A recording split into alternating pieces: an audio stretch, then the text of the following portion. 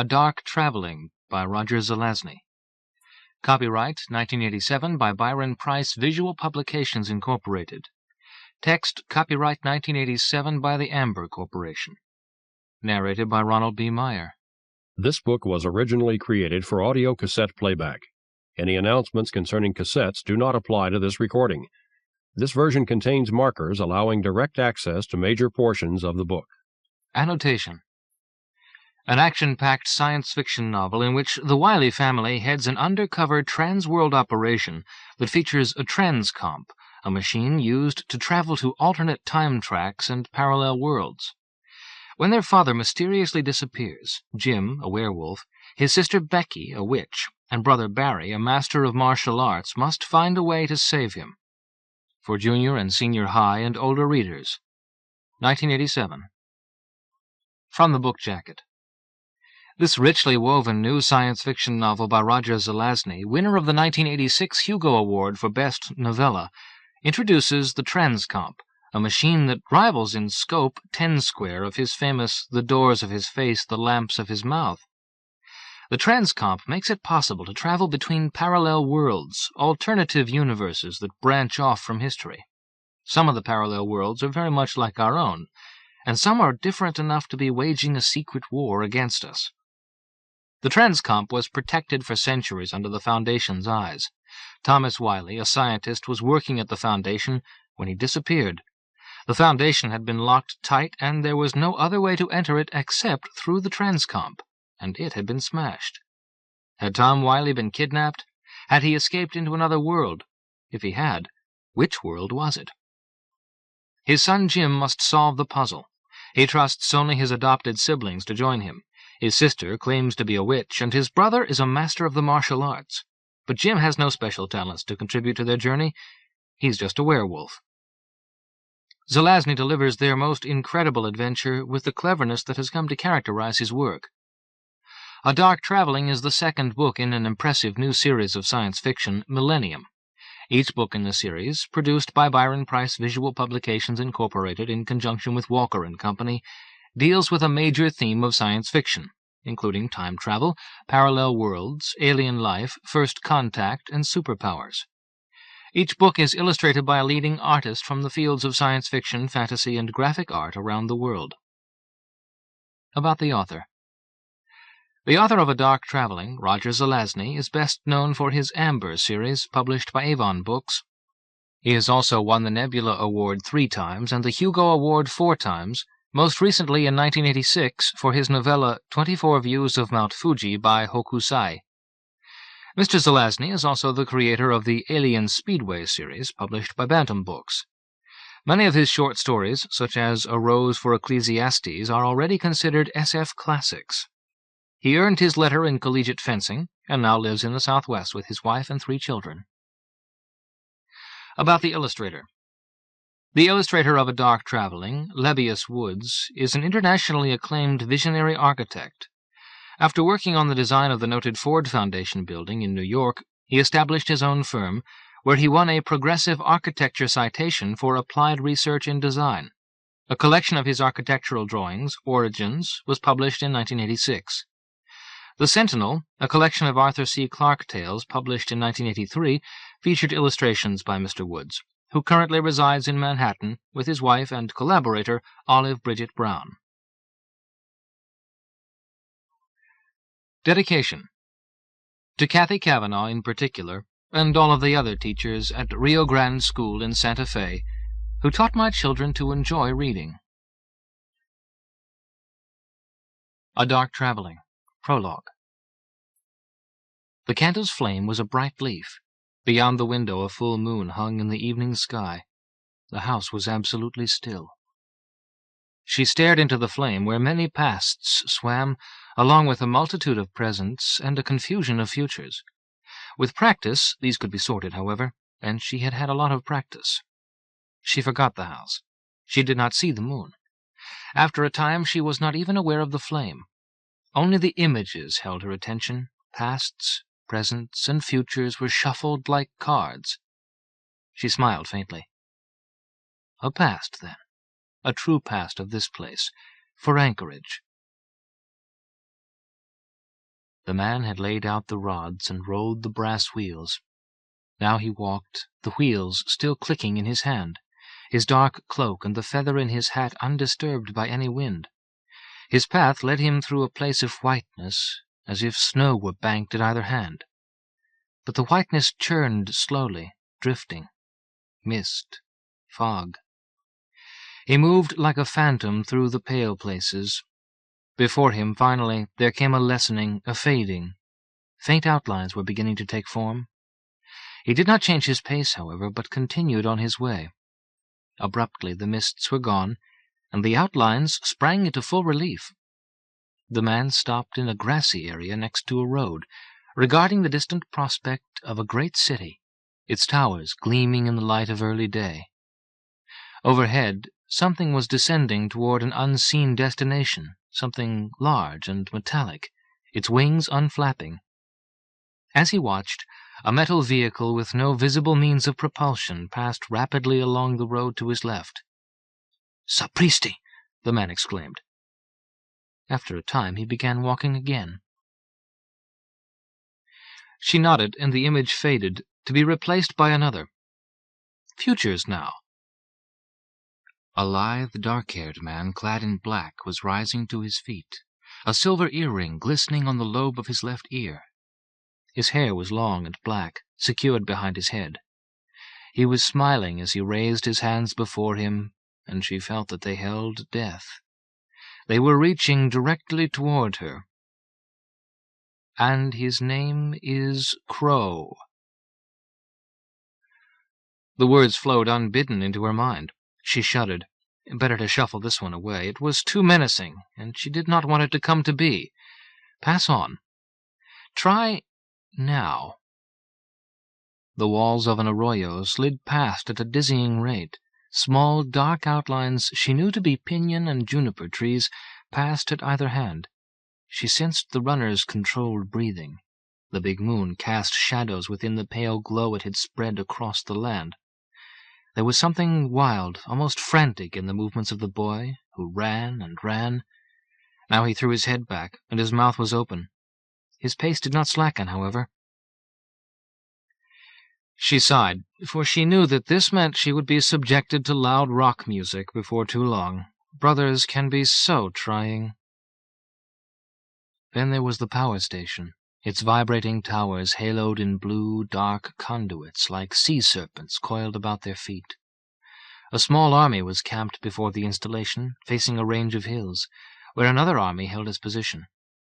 An occasional flash of light occurred within one camp or another.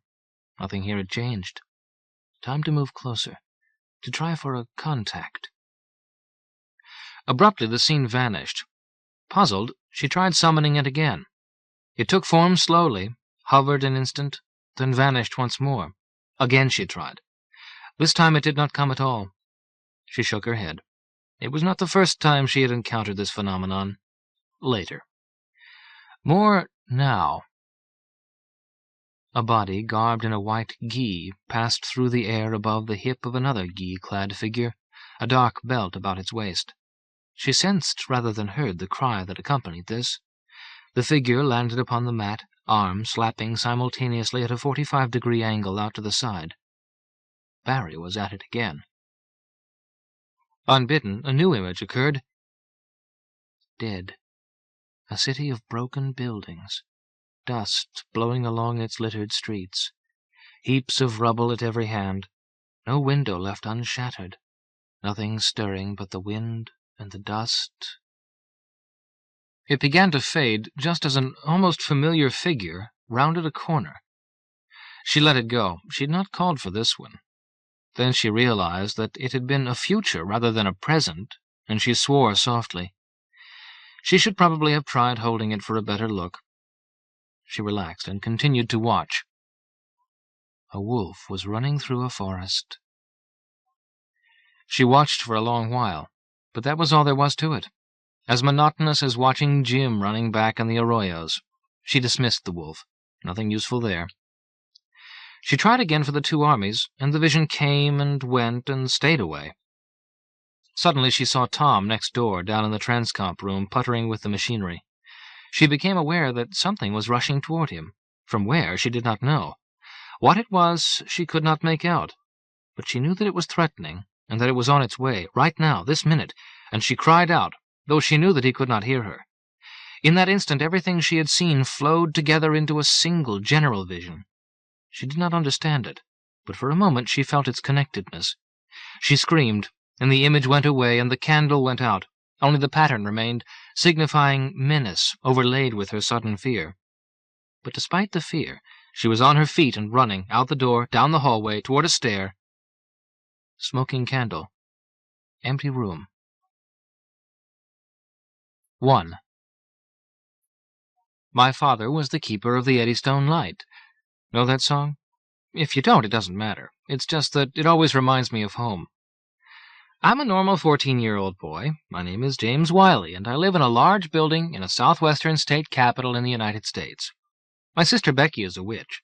My older brother Dave lives in a castle, and our exchange student Barry is a trained assassin. I also have an uncle named George who's a werewolf. And my own palms do get itchy whenever there's a full moon, so I guess I have some of the same genes. It must be the genes. I try to be scientific about these matters because I'm going to be a scientist one of these days. Unfortunately, there was a full moon for a while earlier that evening. That's when the trouble began, and of course I wasn't home. I'd smeared on the cortisone cream Dr. Holmes had prescribed for what he called my monthly palmar dermatitis, and it was working okay. But I also get restless on these occasions, and I take long walks in the arroyos out back. Well, I jog through them usually. But don't misunderstand, I don't change shape or anything like that. I don't even howl much. I came in from my moonlight jog sweaty and very hungry, the same as always. The first thing I do at such times is raid the refrigerator. Then I take a shower. Then I put on more cream. Then I go to my room and play loud music and pace. This usually irritates Becky, whose room is 2 doors up the hall from mine, because whenever there's a full moon, she turns out the lights in her room and stares at a candle flame for hours. She's weird. I did not get as far as all that this time, though. I came in the back way, remembering the hamburger in the meat drawer, and Becky was waiting for me right by the door, and she was holding a brown paper bag in her left hand and looking upset. Now, Becky is a tough little blonde thing, and she's somewhere around my age, maybe even a little older, 15, say. And it had been a long time since I'd seen her upset about anything. So when she said, "Come on," and grabbed hold of my hand and turned away, I followed her.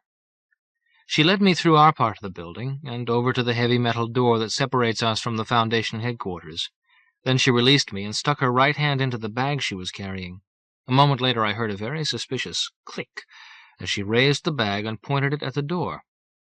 "Becky," I said, "what have you got in that bag?" "You already guessed," she said, her voice steady. "Just listen to me, Jim. I want you to go over to my left, reach across and unbolt the door, then give it a push and get back out of the way." "You've got to be kidding," I said. "You mean you're going to start blazing away when that door opens?" "Only if something tries to come through it," she said. I don't know where you got it, but I think you'd better let me have the gun." "Nope," she said, "because you might freeze up, and I know I won't." I looked at her narrowed green eyes, at her tight shoulders, and I thought of some things about her that I hadn't thought of for a long time. I knew then that she could do it if it needed doing, and I wasn't all that sure I could. "Okay," I said, and I moved into position, unfastened the door, and gave it a push. I stepped back fast, and a few moments later I sighed, for there was nothing there, nothing waiting to rush through and do us harm.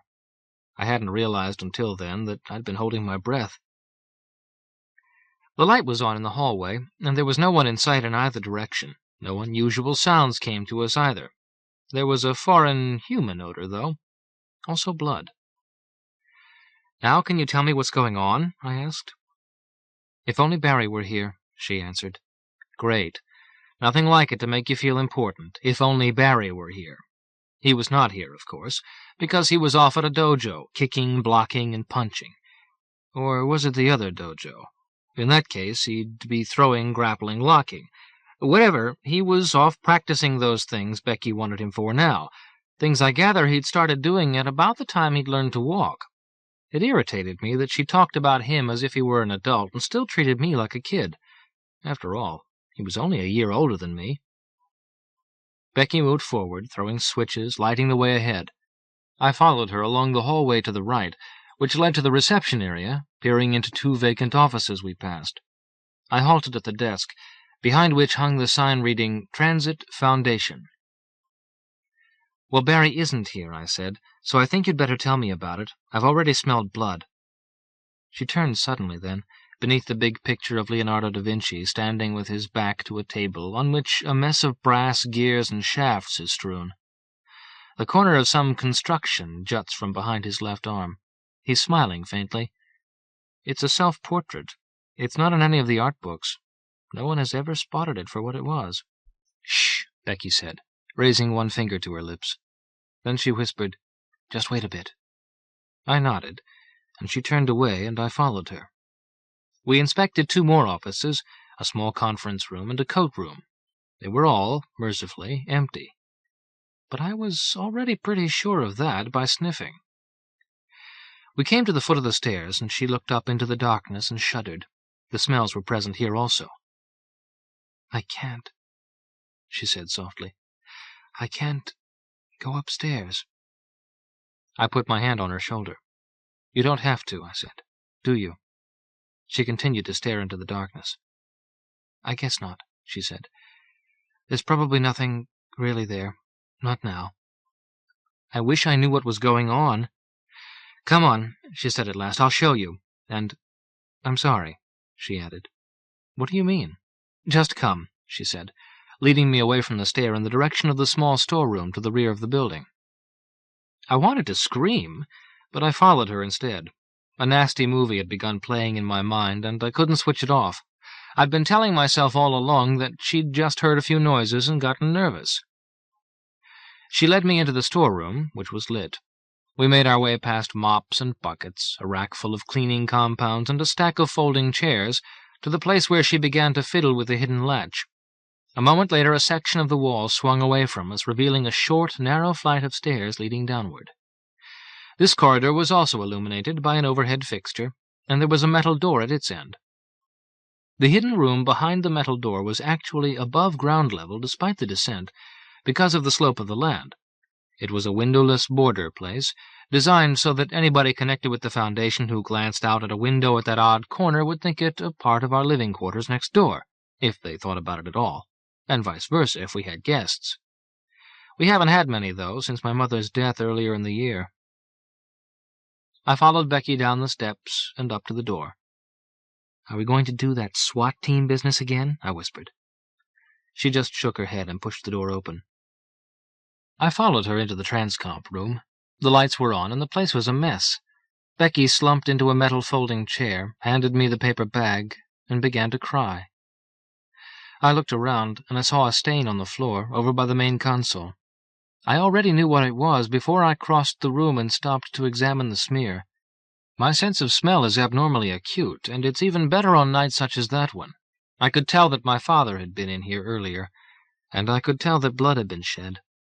I could have told these things with the lights out. There was also the stranger's odor, which I had detected upstairs. When I rose, I looked again at the transcomp, and I saw a place where it had been damaged. It was still switched on and humming faintly, but only one of the indicator lights was burning. Something had obviously shorted out when it had been bashed. I reached over and flipped the power switch to off. The logbook lay on the floor. I picked it up, smoothed some bent pages, and read the latest entry. Dad had signed in a little over an hour ago. That was all. No mention of what bands he'd be running, or anything like that. I replaced the book on its shelf and looked in the drawer where he kept his revolver. The drawer was already partly open, and of course there was no gun there, because it had to be in the bag I was holding. I reached into the bag and removed the thing carefully. Yep. I held the weapon he normally kept in the drawer, easing the hammer back into position and popping the cylinder. I already knew that it had been fired from the smell. I was curious, though. Yes, 1 round had been discharged. Then I closed it again, not sure whether to put it back in the drawer or to keep holding it until I knew what had happened. "Where'd you find the gun?" I asked Becky. "On the floor," she said. "Over there." And she pointed to the far corner of the room. What were you doing down here anyway?" "I was in my room meditating," she said, "and I kept getting these feelings that something terrible was going to happen. Then I heard the gunshot. So I ran downstairs and I listened by the door for a while, but I didn't hear anything else. Finally, I opened the door and I came on down. The place was empty and looked just the way it does now, except for the gun," she added, gesturing again. "So what did you do?" "I picked up the gun and put it in a paper bag I saw in the wastebasket, because I didn't want to touch it any more than I had to. But if something really bad was going on, I thought I might need it.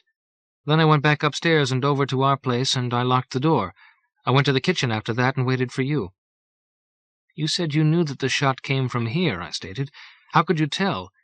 It would be pretty muffled down here. It could as easily have been from somewhere outside." She shook her head. "Tom had just gone over," she said. "He told me he was going right before he went. Then about 5 minutes later I heard the shot. The timing was just right for him to have gotten down here, turned everything on, and logged in." I licked my lips, which felt very dry, and I nodded. "Tom Wiley is my father. He's not Becky's father, though, so she calls him by his first name instead of Dad or something like that. It's the way they worked it out between them." "Did he say anything about what he planned on doing here?" I asked. "No." "Did he get any phone calls or visitors before he came over?" "I didn't hear the phone ring," she answered, "or the doorbell either. Why?" "I was trying to figure out whether he was attacked from this side or some other." "Oh, I never thought of that." "In fact, a whole bunch of odd questions come to mind," I said. "First, whose blood is that on the floor? Dad's or the other guy's?" "I'd guessed it was Tom's," she said.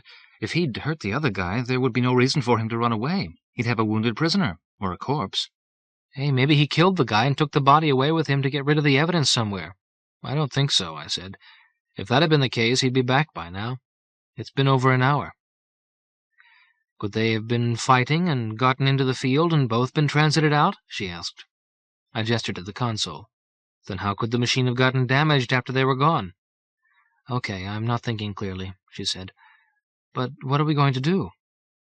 I glanced back up the stairway. "You're right. We'd better do something.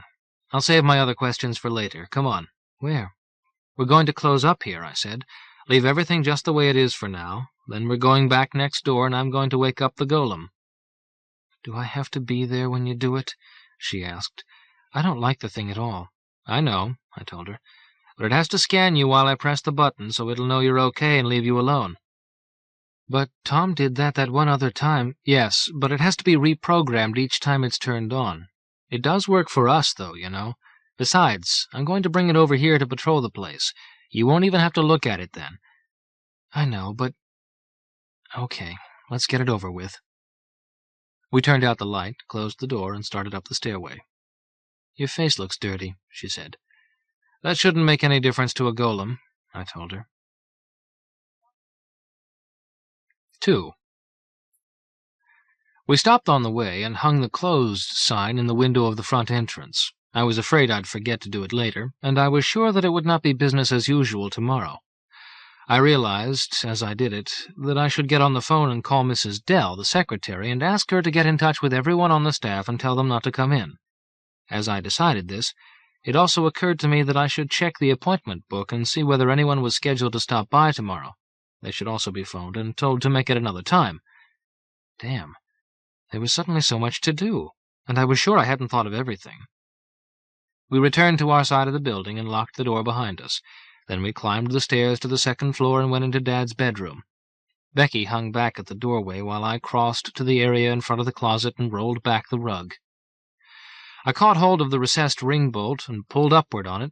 The door in the floor creaked open, and I heard Becky say, "Oh!" I didn't blame her, actually, because Golly still scares me a little, even though I've done maintenance work on him and know I'm safe so long as I do what I'm supposed to. I start calling him Golly whenever I'm near him, possibly to make him seem less like something on a late-night scare show. He's only a little over 5 feet tall, but he's much bulkier than any regular person you're likely to meet, unless you hang around in some awfully odd places. His skin, which is synthetic, is colorless. Also, he has absolutely no hair, not even eyebrows. He hasn't got much in the way of a neck, either, and his hands and feet are very large. He kind of reminds me of a short, mean-looking Mr. Clean. He's not really alive. He's awfully strong and fast, and he's not afraid of anything. All of the transit centers have one just like him around somewhere in case of emergencies. I knelt and removed the clear plastic wrapping covering him. He didn't stir, of course. He doesn't even breathe. I unzipped the top of his black jumpsuit and opened the panel on his chest. When I pressed the button that says Activate, he opened his very blue eyes, sat up, and then stood. He remained in that position and would continue to do so until he received further instructions. I stood directly in front of him and pressed the Pass button. This was followed by a faint click from behind the panel. "Okay, Becky," I said. "You've got to come here for a minute." She didn't answer, and when I turned and looked, she was simply staring at Golly. "I can't," she said. "You'll have to come and get me."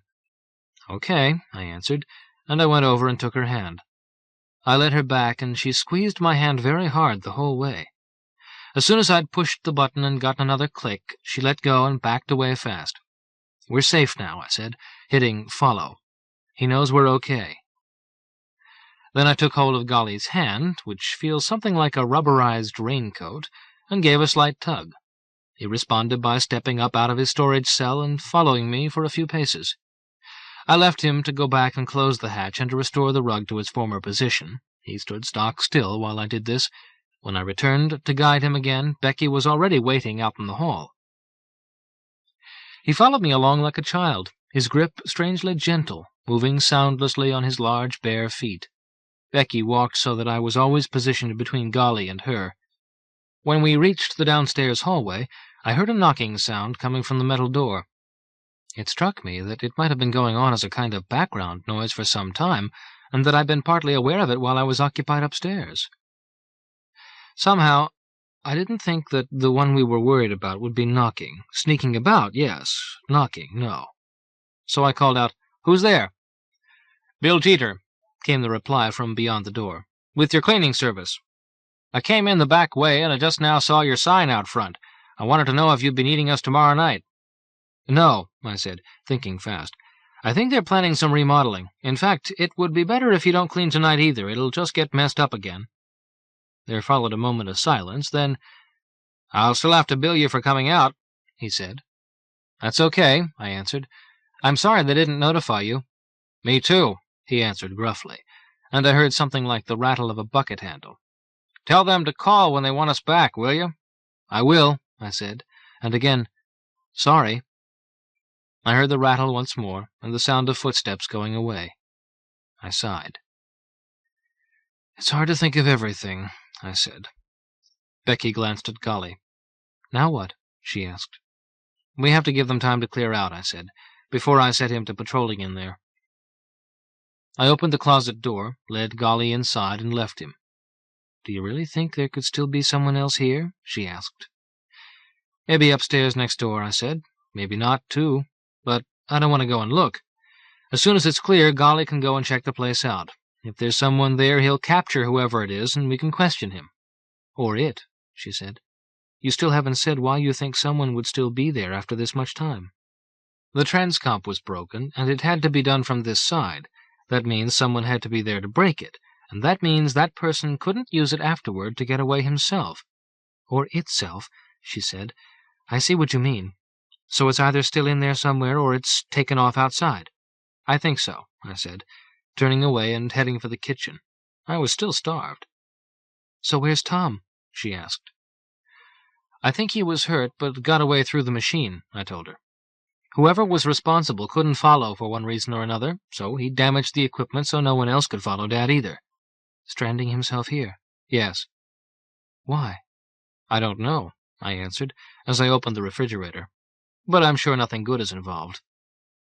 I opened the meat drawer and located the package of hamburger. "So why not the other way around?" she asked. "What do you mean?" "Say the attacker got away, and Tom fell against the equipment and damaged it. Then he crawled off and—" Her voice faded. I shook my head. "It doesn't make sense," I answered.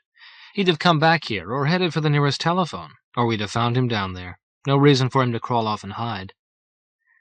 "Yes," she said, nodding slowly. "I guess you're right. Unless neither one was able to get away through the machine, and whoever it was kidnapped Tom." You said you got down there pretty fast after you heard the shot, didn't you? I asked. Yes. Did you hear anyone leaving? No, I didn't. I shrugged. Gee, that's gross, to eat raw hamburger that way. I like it like this. Hey, that's not dirt on your face, it's... We heard the front door open and close. Simultaneously, we both looked at the brown paper bag on the table. But a moment later I heard a scream, and I knew that it was all right. It was not just any scream. It was a kiai, the kind of yell martial artists give when they attack. I rushed out of the kitchen, heading for the front hall. It's all right, Barry, I cried, just as another kiai sounded. Barry, it's okay. I reached the hall in time to see Barry kick Golly in the stomach. Of course nothing happened. I hadn't activated the system that would have caused him to fight back. Golly just stood there in the closet and absorbed the blow without stirring. Honest, it's okay, I said. Your people must have a golem back home. That's a golem? He asked, stepping back and staring. I've heard them mention it, but I'd never seen the thing. That's a golem, I said. He picked a light jacket up off the floor. I was just going to hang this up, he explained. He kind of surprised me. What's he doing in the closet anyway? Barry is my height, but he's a lot heavier in the shoulders. His hair is straight and brown, a couple of shades lighter than mine, and his eyes are hazel. His movements are very graceful, almost like a dancer's, and I've seen him break bricks with his hands. We were waiting for the cleaning service to leave before I sent him in next door, I said. I didn't see their truck when I came up, he stated. Good, I said. They're gone. In that case, I'll do it now. I took Golly's hand and led him out of the closet, pausing to press pass for Barry. Then I guided Golly to the metal door. What's going on? Barry asked. Wait till I get this done and I'll tell you all about it, I said. I opened the door and took Golly inside. I led him back and around to the foot of the stairway. Then I opened the panel on his chest and pressed the patrol button. My finger hesitated for a moment over the kill button. I moved it and pressed subdue. I stepped aside and watched him mount the stairs. Hey, you need a shave, Barry said. Huh? I asked, rubbing my chin. I just shaved last month. It did feel kind of fuzzy. It's the full moon, I said. So, what are you sending that thing after? He asked. Let's go back to the kitchen, I said. I'll tell you while I finish eating. We've got a lot to do. We cut through the reception area on the way back. Another glance at the portrait hanging there set me to thinking.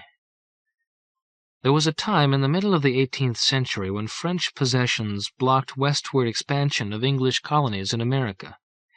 If England had not won the 7 Years' War, North America might well have been divided very differently than it is today, with a new England in the east, a new France in the middle, and a new Spain out west. Supposing England had not won the 7 Years' War, and that somewhere this situation prevails. Supposing Cortez's tiny, lucky band of troops had not been quite so lucky, and the Aztecs had not been conquered. Supposing the Russians had decided not to sell Alaska to the United States. Supposing Charles Martel had lost the Battle of Tours back in the 8th century and Muslim troops had swept up into Europe. Might we have a copy of the Koran rather than a Gideon Bible in hotel rooms today? Supposing there had been an all-out atomic war and there were no humans left alive. Supposing the Crusades had not occurred, or had gone differently. Or go way back and suppose the last ice age had lasted longer, or ended sooner. Or supposing humans had developed different abilities than those they have now, and had learned magic rather than, say, calculus. Supposing that each of these possibilities were true, and many others as well, and that somewhere there is a world, a whole version of reality, where this is exactly the case. Supposing all of these worlds run together, side by side, parallel as it were, emerging from their various decision points in history and prehistory. Supposing a transit device were possible, a means of tuning into and traveling among these versions of reality, these parallel worlds. If enough worlds existed, it would seem that there would be one or more where such a device was discovered. Supposing it had happened here, say, back around the time of the Renaissance, and supposing it was realized that while full exposure to these other bands of reality would be disastrous to our entire civilization, a limited exposure could be of great benefit. Supposing only a few individuals existed on each such world, a family perhaps, who possessed the means of transit and were responsible for the commerce among these bands of reality. Supposing a necessity for secrecy led them to assume the appearance of something other than what they were, say perhaps a think tank, a foundation. One might also suppose that these families would become related over the years, that there would be frequent visits and even something like a student exchange program for the kids. Just supposing, of course. Barry comes from a pretty tough place. My sister Becky is a witch. My brother Dave currently lives in a castle. I also have an uncle named George who is a werewolf. I've done a lot of visiting, but I haven't done my hitch as an exchange student yet. I get my turn after Dave comes back. 3. We call them bands, these parallel worlds, after the areas on the transcomp's control indicator where we tune the transit field. The word transcomp, by the way, refers to the partnership of a transit machine with a computer, a situation which makes the work an awful lot easier than it was in the old days, back before computers were available. Of course, we had our computer several generations before anyone else did in this band, so we've been calling it a transcomp for a pretty long time. Just as computers were developed in another band before they were developed here, Golly comes from yet another band where they've long been expert at building androids, which is what he is, a soft robot. There are a dozen-plus parallel worlds with which we do varying amounts of business. We call these the light bands. Then there are a number of bands that we know about, where we have observers in residence, but where we do nothing other than watch. For most of these, some of them recently discovered, we either do not know enough yet to try to be of help, or it has been determined that any interference on our part at this point in their development might do more harm than good. We call these the gray bands. Then there are a few worlds where things went very wrong, and there are no people left alive. These are the dead bands. We've learned a lot from them, though, just as we have from the gray bands, and this makes us very careful about what we allow to cross from one band to another. And there is one more category, the dark bands. There are 3 of them. Once there was only one. The inhabitants of that one have no scruples against interfering grossly in the normal development of other worlds, in exploiting their people, their resources, their technologies. They may well even be responsible for some of the dead bands, and that brings things full circle. For the light bands were inadvertently responsible for the first dark band a long time ago. In their zeal to help a developing world along, the light bands had given too much of a good thing too soon to a promising civilization, including transit technology, with a disastrous effect upon its culture. We learned an expensive lesson from that dark band, and that is why we have been very, very careful in these matters ever since. I have visited the gray bands, the dead bands, and all but one of the light bands. Seeing something of them all is considered a necessary part of one's education in the families. We also study the histories of each of them, which is why I can be so glib when it comes to making up examples involving decision points and parallel worlds. Having to learn your own history is rough enough. Having to learn a whole bunch of them is that much harder. The worst ones to learn are the ones which are the most similar to your own. But it does teach you a certain facility in playing games with the past. I might add that I've never visited a dark band, but that's okay with me. I get the impression that we maintain covert agents in those places, and that they do the same with us, but there is no normal commerce with them. We talked about these matters in the kitchen after we'd filled Barry in on what had occurred. It seemed a reasonable conclusion that a dark band had to be behind what had happened, zeroing in on our equipment and waiting for it to be activated. Barry thought it possible that they had wanted to abduct a light band transit operator in order to obtain some piece of technical information or other concerning our operations. He felt that Dad might well now be a dark band prisoner. When I said that they couldn't have taken him away with the equipment damaged, he pointed out that whoever had come through could have brought a portable transit unit with him, smashed ours after subduing my father, and departed with him by means of his own gear, effectively isolating us and preventing us from notifying the other light bands for a time. This thought had not occurred to me, and it depressed me even more than the guesses I had made so far. I had assumed that whatever was going on was a part of something directed against our entire band, rather than any particular individual. I thought this because of penetrations they had attempted in the past, elsewhere. Also, I found myself wanting to believe that Dad had escaped, because it gave us a chance of finding him, whereas I didn't know what we could do if he were a dark band prisoner. I kept on eating while we talked. It sounds callous, but I couldn't help it.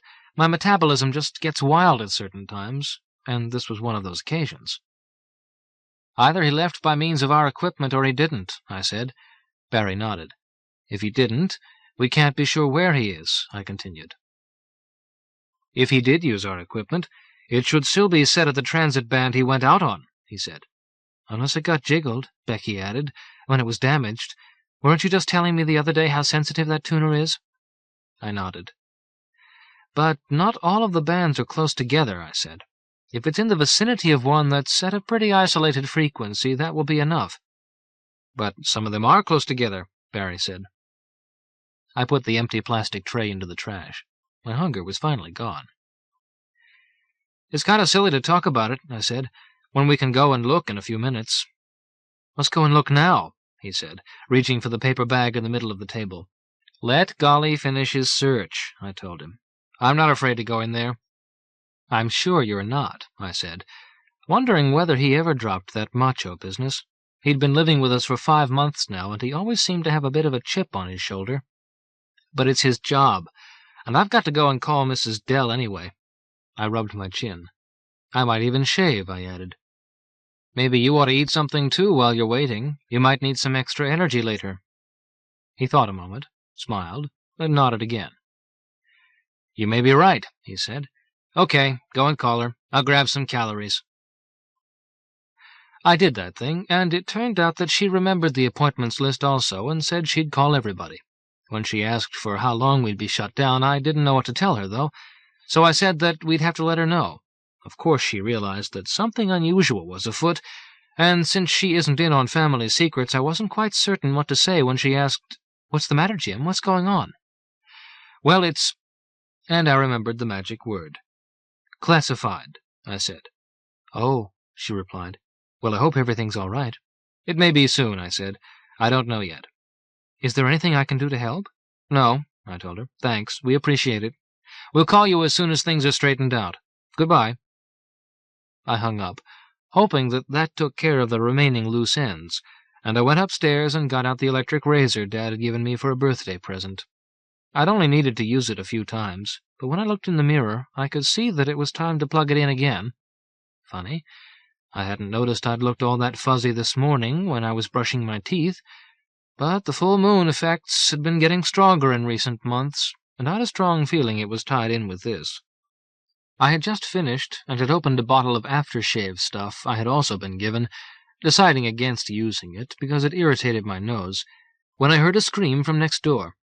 I ran the length of the hall and took the stairs like a mountain goat. It was a man's voice, and since golems are voiceless, it meant that Golly had just surprised someone and was in the process of doing the subdue bit. And since the cleaning service had departed, it seemed to me that this could be our man, poking around, trying to get into the locked files or the safe, where some pretty sensitive materials might be found. Of course, it was the logical thing for a dark band intruder to do, try to steal our secrets, to learn what it was that we wanted to introduce into this society at this time, to strengthen it, increase its flexibility, make it too strong for them to be able to exploit. So I ran, not just because I was eager to see what he looked like, but because I wanted to get there before Barry did. Maybe I was misjudging him, but that warrior society in which he'd grown up had a pretty stern code in some life-and-death matters, and I was afraid if he got it into his head he was protecting Becky and me, we might not get the chance to talk to the prisoner. On the other hand, the head of a household is a strong authority figure where he comes from, and with Dad and Dave gone, I was in charge. If I could just get there in time and remind him of this, I had a feeling things would be all right. I heard another scream, also some interesting profanity. It sounded as if it came from upstairs next door into the rear. When I reached the downstairs hallway, I saw that Barry was already at the door, opening it, and he carried the paper bag in his left hand. Becky was nowhere in sight. I raced toward him. "Barry!" I called. "Wait!" But he'd already gone through the entrance. I reached it and passed inside, I turned then and headed along the hallway to the rear. There came another outburst from upstairs, and the voice sounded vaguely familiar. As I turned the corner into the rear hallway, I caught sight of Barry starting up the stairs, his right hand plunged into the bag. "I'm in charge here, Barry, when my dad is gone," I yelled, and I said, "Stop!" He slowed and looked at me. "Wait up, damn it," I added. He halted and sighed. "I'm better fit to handle this thing, Jim," he said. "Probably so, if we do it your way," I answered, finally reaching the foot of the stairs and turning. "But don't. You'll blow our cover." "What do you mean?" he asked, as I began climbing. "I mean that the bird is flown," I said softly. "The smell is gone, and I recognize that voice. You might have too if you'd paid more attention. You keep that weapon in the bag and don't do anything that'll make this even harder for me to explain." Sure, Jim," he said almost meekly. I hurried past him and turned left when I reached the head of the stairs. I made for the library then, which is also the main conference room, because that's where it seemed the sounds were coming from. Through the open entrance I could see that the lights were turned on. The sounds of scuffling had ceased, but the voice I recognized was now pleading rather than cursing or shouting. "Let me go, will you? That hurts! Why won't you answer me? I ran into the room and saw where Golly held a man sprawled face downward on a tabletop while he twisted his arm up behind his back with one hand and pushed on his shoulder with the other. This was a very good position, for me, that is, not for the man who was in it. It was good because he couldn't see what I was doing as I unzipped the top of Golly's jumpsuit, opened the panel, pushed pass, closed the panel, and drew the zipper closed again, setting some sort of speed record for the action. Golly released him suddenly, and I was at the man's side in an instant. "Dr. Wade," I said, "it's me, Jim Wiley. I'm very sorry for what just happened, but—" "Just what the devil is going on?" he exclaimed, rising and turning toward me. Then he saw Golly, and he began to back away, edging along the table. He raised his arm and pointed. "That man attacked me," he announced. "Yes, sir, he's a security guard," I said. "We had a problem here earlier, and he was sent over to keep an eye on things." "But I told him I'm a member of the Foundation, that I have identification in my wallet. He paid no attention whatsoever." "He doesn't understand English," I said, truthfully. He was the best we could get on short notice. "You should have done something," he said, "to prevent authorized people from being assaulted." "We did," I answered, not realizing till after I said it that it might be taken as an impertinence. "We hung out the closed sign." "Not on the back door, you didn't," he stated, "and that's the one my key fits. If any other members were to show up, that's the way they'd come in, too." "I'm sorry," I said again. "You're right, of course. I'll post a notice there as soon as I go downstairs. It's my fault. I should have thought of that. It never even occurred to me that anyone might come by at this hour." He adjusted his glasses and ran a hand through his wiry gray and brown hair. He was a tall, lanky man, a mathematician who worked at the lab up in Los Alamos. He was also the head of one of the Foundation-sponsored projects, and he did indeed have every right to be here any time he chose, should he need to go through the project files or something related. "What sort of problem did you have earlier?" he asked, his voice suddenly milder. "Someone tried to break in," I said. "It seems he got frightened off, though." He glanced past me at Barry, who was standing quietly beside the door. "Why are you boys over here, then?" he wanted to know. "My father got called away suddenly earlier in the evening," I explained. "I'm sure he would have thought to put the sign up out back." "I trust he'll be back soon," Dr. Wade said. "I really hope so," I replied. "His absence is related to this security matter?" "Oh, yes, very much so," I answered. He smoothed his shirt front and began picking up some scattered papers and placing them into a manila folder from which they had fallen. "Well, you seem to have done the right thing in calling a security person and closing the place down," he said, "though it was probably only your standard urban prowler, and I'm sure he's long gone. Look, I drove all the way down from the hill because I only had my personal notes on a meeting we'd had last week, and I wanted to go over the whole file." He tapped the folder with his forefinger. "I was planning on taking one of the bedrooms upstairs," he went on, "and staying over after I'd reviewed this stuff. I'm willing to take my chances. I doubt that whoever it was will come back, now you've been alerted. And even if he does," he glanced at Golly and smiled, "I'd feel perfectly safe." What could I say? I didn't like it, but I felt outranked. "I guess that's your decision to make," I began, "but Good, he said, squeezing my shoulder. It's a fair drive back, and falling asleep at the wheel is probably a bigger danger than anything going on down here. Would you like us to make you a pot of coffee? No, thanks. I brought a thermos. I noticed, as he glanced that way, that an overnight bag rested on the chair beside the door. Funny, he said, crossing the room and picking up the bag. There seems to be stuff about this meeting that I don't remember. He waved the folder. I must have been dozing when someone circulated the equations. Equations, I said. Yes, there's a whole sheet of them I don't recall at all. Kind of fascinating, too. I'm looking forward to going over them. Good night, Jim. You too, Barry. He headed out the doorway and left us standing there with our golem, and a feeling that things had somehow gotten even stranger. 4. We made another sign there in the library, and we put it up on the back door when we went downstairs. We set Golly to continue his patrolling, since we knew he wouldn't bother Dr. Wade any more. We also made sure that the mathematician was well settled in his room upstairs, and, hopefully, unlikely to wander. When these things were done, we returned next door to our kitchen, where Becky still waited. The first thing that Barry said to me when we were back in our own quarters was, "Are you sure that's really Dr. Wade?" "Yes," I answered. "I am." "Some of those dark banders are shape-shifters, you know." "I know," I said, "and he's not one of them. They can't shift their smell. I know his. Also, the strange smell that was there earlier is just about gone now." "It's safe to go over, then?" Becky answered. "I'm sure of it." "So what do we do now?" Barry asked. "We all go back to the transcomp room." "Why?" "There's something I want to see. A clue I missed, I think." "What kind of clue?" Becky wanted to know. I turned and left the kitchen with both of them following. The more I think of it, the more I'm certain that Dad escaped through the transit field, I said. Whoever he'd been fighting with didn't. That's why I smelled him all over the place earlier. But he's gone now, too. "So?" Barry asked. "We don't know where they went, and we're stuck with a broken machine." "One thing at a time," I said, as we passed back into the Foundation hallway. "The most important thing right now is to figure out where Dad went." Barry nodded. "And if he did transit out, we ought to be able to tell where he is from the band setting." "Yeah," Barry agreed quickly. "You may be right." He paused a moment and then added, "But what if the other guy changed the setting afterward to confuse us?" "Why should he have?" I answered. "If he broke the machine and we can't use it, it doesn't matter. Besides, I get the impression he was in a hurry." We entered the storeroom, turned on the light, and advanced to the panel.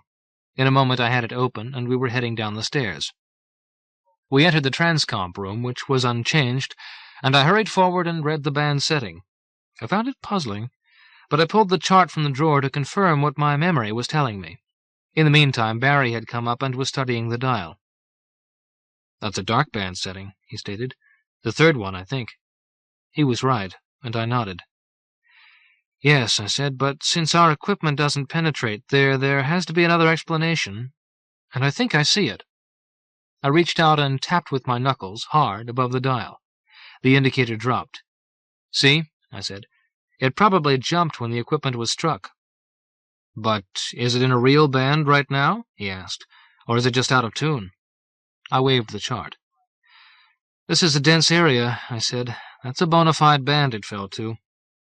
"Which one is it?" "Well, it's a dead band," I said. He reached forward and recalibrated the tuner to the original setting. Abruptly, he struck the chassis beneath the dial. This time the needle jogged upward.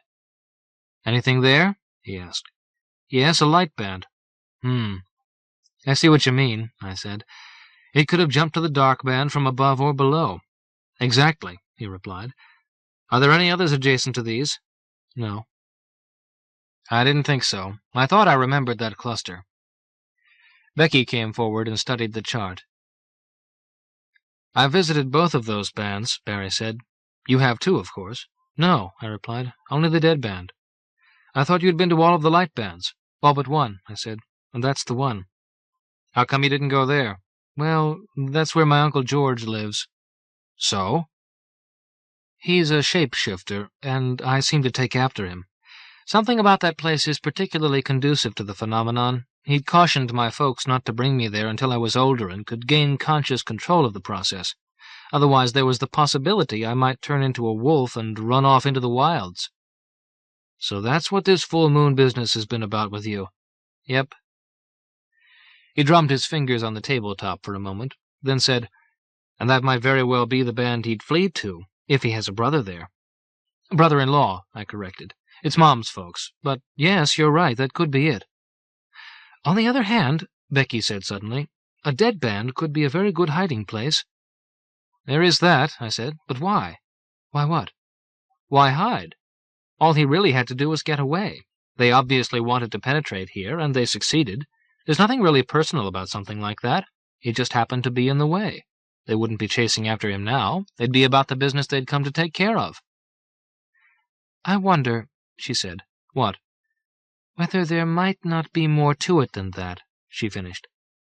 Why should there be? Just a feeling I have, she said. Just a funny feeling. I shrugged. Nobody ever tells me anything. Your feeling doesn't matter if we can't go after him, Barry said. And if we could, it still doesn't matter. He's safe from the Darkbanders now, if they really came after him personally. She pointed at the dial. A Darkbander could have looked at that and come to the same conclusion you did, she said. He chewed his lower lip for a moment. Okay, you've got a point, he said then. There might be Darkband agents after him, and we should be careful if we follow him. I don't think that's really the case, but it's better to be safe. Of course, all of this is academic, he finished, if we can't transit out. Have you ever worked on the equipment, Jim? Some, I said. Pretty standard maintenance stuff. But Dad always had me watch when he did any kind of real work on it, and he explained things as he went along. It was the same with me back home, he acknowledged. I guess we better check it out. I flipped on the power and showed him the one lit indicator. We could still probably receive, I said. The damage is in transmission. That doesn't do us any good. I killed the power again and unscrewed the damaged panel. When I pried it off, he stared and shook his head. Uh-oh, he said. Yeah, there's a lot of work there. How long will it take to fix it? Becky asked. We're going to be working on it all night, Barry said, even if we just replace everything. Do you have replacements for everything? She asked. I'm not sure, I answered. If we've got to try repairing some of the parts as well, it's going to take a lot longer. You're right, I agreed. Then we're going to have to pull a lot of checks on it. Has either of you ever done a job like that? Becky asked. Not me, I said. Barry shook his head. Then it's too long and too uncertain, she told us. Barry laughed, without humor. If you've got a better idea, let us know, he said. There might be another way for you to transit, she said. Don't be silly, Barry responded. Either you've got a functioning transcomp or you don't. She gave him a long, hard stare. Finally, he looked away. Well, what do you know that we don't? He said then. She smiled, for the first time in a long while. That's the wrong question, she told him, when time is so important. Supposing there is another way of getting you to those worlds, how would you go about finding Tom? In the case of the light band, Barry said, we just ask the people on that side, the Kendalls, where he is. After all, he'd have come through on their equipment. For the dead band, there'll be no people to ask, of course, but he'd be in the hidden station or near it. You know that. You've been to those places yourself, and— That's not what I mean, she said. If this works, I'm not at all sure you'll arrive near the other transcomps. Probably not. I want to know whether you know your way well enough to get there on your own if I can transit you to the general vicinity. Barry studied her, his eyes narrowing. You're serious, aren't you? He asked. Then, seeing her expression at that, he continued hurriedly, Well, yes, I think so. I mean, that's one of the reasons for all of the visiting we've done back and forth over the years, and for all the studying about each other's worlds, all the maps and histories, so we can find our way around in them if we have to. If you know a way of getting us there, I think we could locate the proper places. He glanced at me, and I nodded. I've no idea what you have in mind, I said to her, but if you can send us, can you also bring us back? No, I'd have to be there, she said. I'd lose track of you once you're gone. But you said our transcomp can still receive, so turn it on, set it, leave it on, and have the people at that station send you back when you're ready. We'd have to be sure that it really receives, I said. Just because a light goes on and we get a humming sound doesn't mean everything's just right." She shrugged. "That's your department," she said. "Find out." "You're right," I agreed, "and we will. But even so, I don't see how you can send us." She looked away. "I don't know that I can," she said. "All I can do is try. It's the old way." "What do you mean?" "How did they manage the transits before they had computers?" she asked. "The computer isn't absolutely necessary. It just makes things a lot easier," I said. "In the old days, you had to do a lot more pencil and paper work and manual adjustments for band drift and stuff like that." "That's not the old days," she said. "I mean the real old days. What did they do back before they could just push a plug into the wall and throw a switch?" "They set up their own private power sources," I said. "Windmills, running water, stuff like that. They learned the tricks from the more technologically advanced bands." "Uh-huh," she said. "How'd they get in touch with them to learn that stuff?" "It must have been the other way around. They got in touch with us. Just tuned in on our non-existent machinery, huh?" "Well, I'm not sure exactly how they reached the founder and told him what to build." "You don't know?" "No, I don't know." "There are other power sources than windmills and running water," she said. "We are going to do it the way it was done in the days before the founder. The old way." Barry was staring at her, wide-eyed, the fingers of his right hand tracing a strange design in the air. Becky ignored this entirely. "So, you guys check out the receiver," she said, "while I go and get some things together." She turned and left the room. "She really is a witch," Barry said softly. I shrugged. I already knew that. 5. As we checked over the machine, I thought of the various bands and of what we all meant to each other. There are several bands about equivalent to ours technologically, ahead of us in a few ways, behind in a few others, on a par in most. Then there are a few that are definitely in advance of ours in most ways. Others are behind us, at various levels ranging from feudal through early industrial stages. The families study all of the timelines like mad, hoping to learn from mistakes in each other's development, trying to foresee the periodic crises through which every culture seems to pass, doing our best to make these transitions as smooth as possible.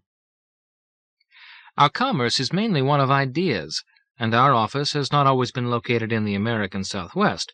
We've moved about from generation to generation, setting up in those centers where our influence will work the most benefit. After numerous family conferences, our ancestors in London actually brought in an associate from a high-tech band, coached him, and sent him to Dublin in the early 19th century. There he engaged in numerous drinking bouts with a troubled mathematician named Hamilton, with occasional talk of the symbolization of vectors in three-dimensional space. Years later, Hamilton's work was ready and waiting when Heisenberg had need of it.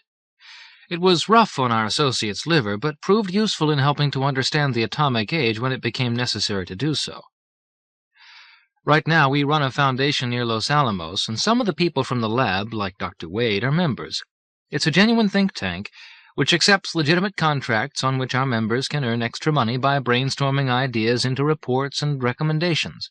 And every now and then, they may get fed an outside idea, something not always applicable to the problem at hand, but which may well be recalled in another context somewhere down the line. All of this, of course, must be done very carefully and after considerable deliberation, in light of our knowledge of all our histories. For the wrong idea at the wrong time can be as dangerous as the right one can be useful. And according to family discussions, it seems that our band is passing through some fairly delicate times just now. All of which makes everything sound very mechanistic and predictable, which by no means is really the case. A couple of the less developed light bands seem to contain phenomena which do not lend themselves to easy explanation. Stories keep cropping up, for instance, of unusual people and magical-seeming happenings, which are very hard to investigate or explain. Such as a band Dad and Mom visited about 7 years ago.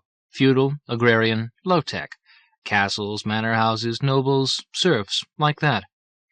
It was being discussed whether improved methods of spinning and weaving wool, which would profoundly affect the economy of a large area there, should be introduced at about that time. They weren't. At the time, their host came down with one of his migraine headaches and said that he wanted to visit an old woman who lived in the neighborhood who had been successful in treating these in the past. She was nominally a midwife and herbalist, but he believed she possessed genuine paranormal abilities of a healing sort, so they rode out to her place. They discovered her to be dead when they got there, and foul play was involved, though nothing more was ever learned as to motives or guilty parties. But something more was discovered. A little girl was found hiding, crying, in the woods nearby. She called the old woman Granny, and neighbors told them that she'd lived with her for some time, though no one seemed to know whether they were actually related, and none of them knew of any other relatives of the girl's. Her name was Becky, and she hung on to my mother and cried. That's how I acquired a sister. Becky doesn't talk to me about her early memories, but then nobody believes in telling me anything important around here. Maybe she told Mom about things from when she was little. I just don't know. They seemed to have developed some sort of special bond early on. Becky's occasionally let something slip, though, and she does peculiar things, and she seems to have ways of knowing things she shouldn't really know about. Tonight was one of those times, with all that talk about old ways and of doing a transit without the machine. Becky does okay in school, but she doesn't really have that many friends, and maybe it isn't all that healthy that she spends all the time she does staring into flames and things like that, I don't know. But that's the sort of thing that made me kind of think of her as a witch. I never really doubted, though, that she had some peculiar secrets, and I had a funny feeling that whatever she was about to do would be something I couldn't really understand. I shivered suddenly. "The receiver seems okay," Barry said. "But you know, if we were to go away and leave it on, anybody who knows the proper frequency for our station could come through or send something." I nodded. "If it's friends, it doesn't matter," I said. "As for the Dark Banders, I think they've already come and gone. I suppose we could leave Golly down here, though, to mind the store." "I think that would be a good idea," he responded. "Do you have any idea what Becky's going to do?" "No." I checked over the receiver myself. It seemed that he was right about it. "Well, I don't know what's going to happen or how long it's going to take," I said, "so I guess I'll go collect Golly and bring him down here to be a watchdog. You stay here in case she gets back before I do, okay?" "Sure," he said, jamming his hands into his pockets when I glanced at them. I'd only glanced at them because of the movement, and it had taken me seconds to realize that they were shaking, and it took me several seconds more to realize why. Barry came from one of the bands where unusual people and happenings sometimes occur, but it had never occurred to me before that he might be sort of superstitious, or that he could actually be afraid of Becky. I grinned, hoping to put him somewhat at ease, and I slapped him on the shoulder as I went by. "Hold the fort," I said, and I hurried on up the stairs. As I passed through rooms and up more stairs, seeking our silent, stalking golem, I wondered whether there might actually be some basis for Barry's fears. Becky had seemed fairly sure of herself, reasonably confident about whatever it was that she was going to try. It seemed obvious that she knew something that we didn't know, or thought she did. Where could she have learned it? She'd been too small when she had come to live with us to have had much in the way of complicated instruction from the old woman. The only alternative I could think of was that she might have learned some means of self-instruction. On those occasions when she sat in her room meditating, was she in communication with someone or something that taught her things of an unusual nature? The sudden thought of something like that going on up the hall from me for all these years was more than a little disturbing.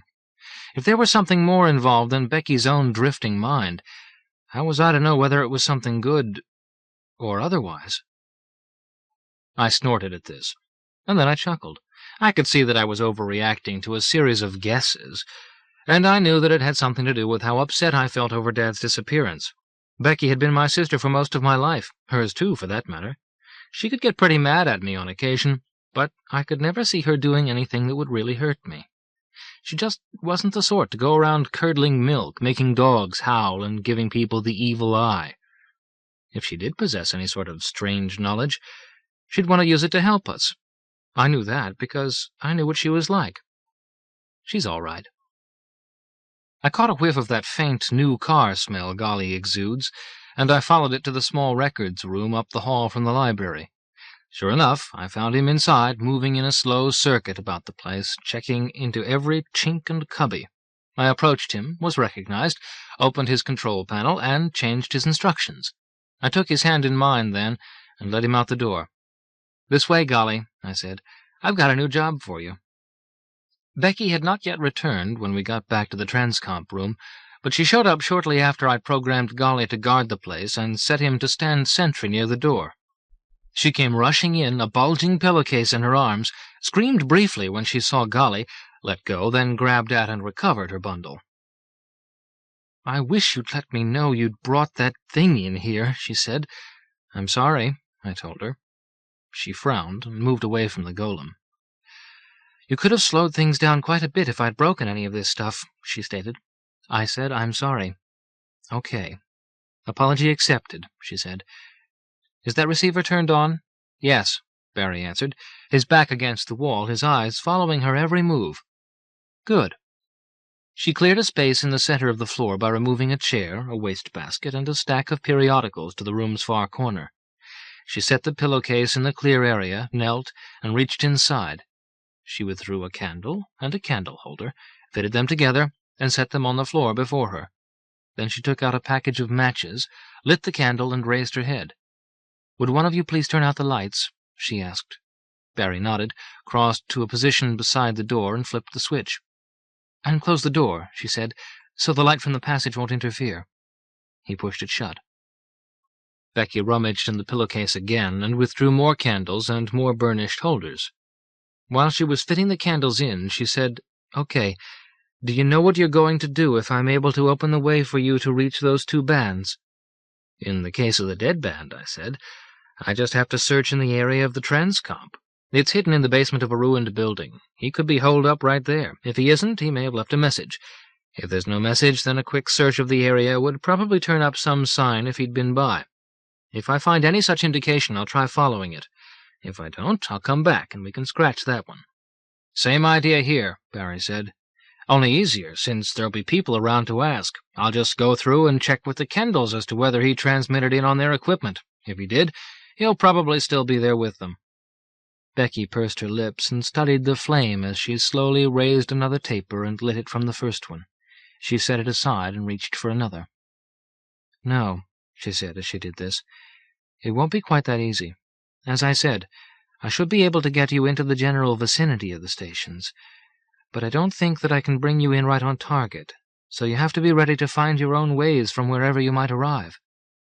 She lit another taper. Their flickering light upon her face made her look stranger, older. "How far?" Barry asked. "I'd be in trouble if you set me on another continent or something like that." "No, nothing like that," she said.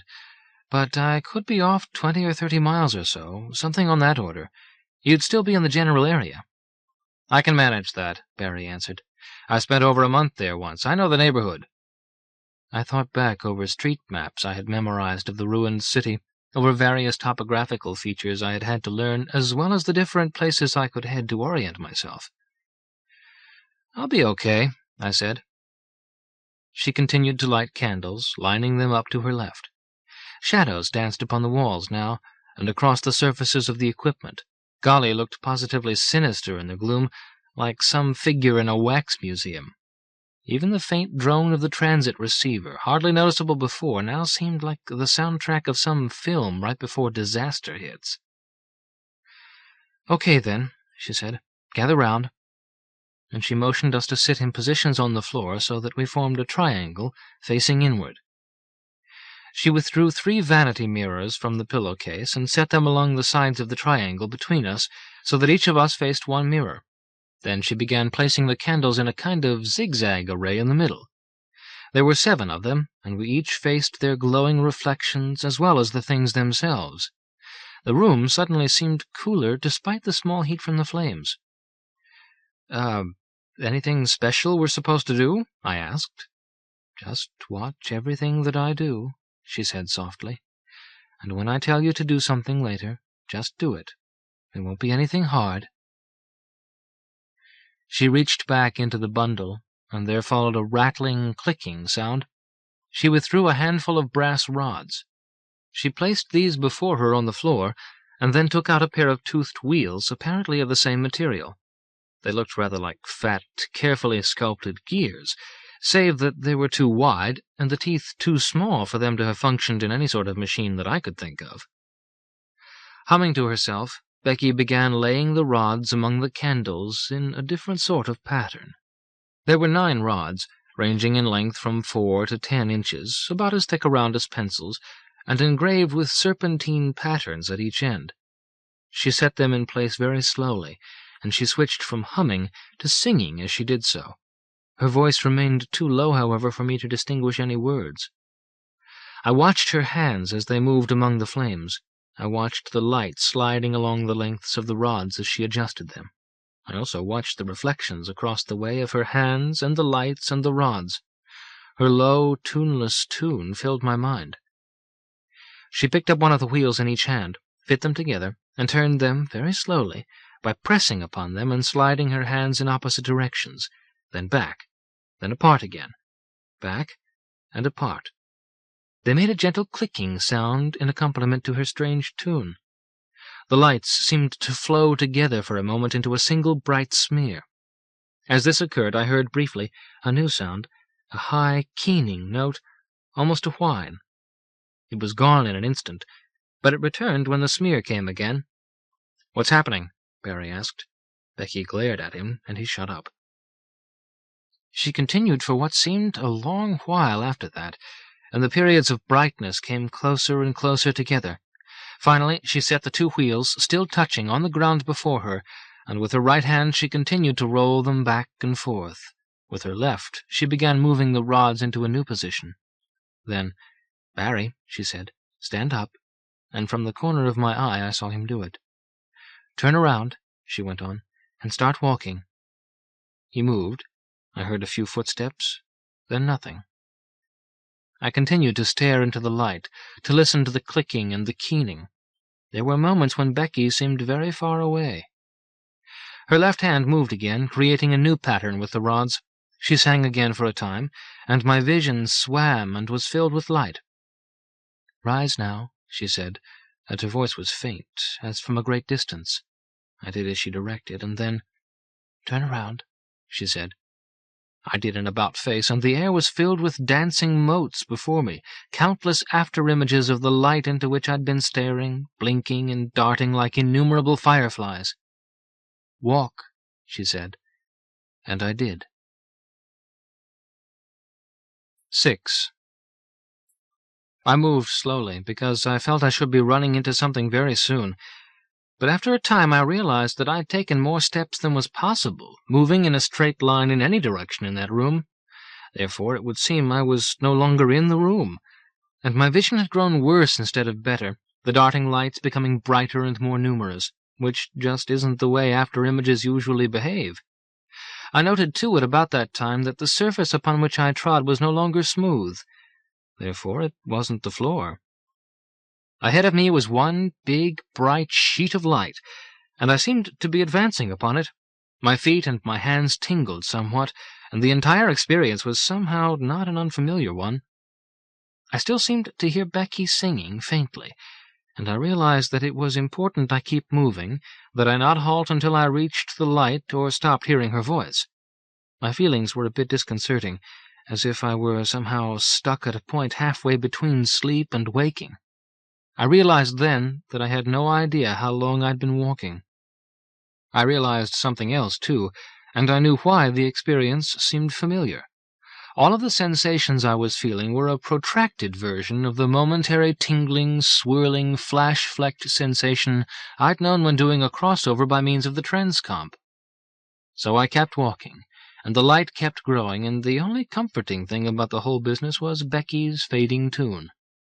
Soon the light came to dominate my field of vision. Then it seemed to grow even more rapidly, out of pace with my approach, until I felt that it was rushing toward me, and then realized moments later that this was indeed the case. In one bright, frightening instant, I passed through, and everything was changed. I kept moving, automatically, discovering myself to be passing along a dirt trail, shadow-decked trees at either hand. All of the light now present had resolved itself into a sky full of stars, and a larger glow somewhere off to my right, its source masked by dark boughs. There was a faint rustling of leaves and branches stirred by cool breezes. I heard the occasional cries and stridencies of birds and insects. The smells of damp soil, leaf mold, and fresh growing things came to me strongly. Also, there were the scents of a number of animals, some of them familiar, some not so, against a hint of distant fresh water. This was all wrong. I had expected nuclear winter, damaged buildings, rusting vehicles, dust, broken glass. In short, decades-old carnage.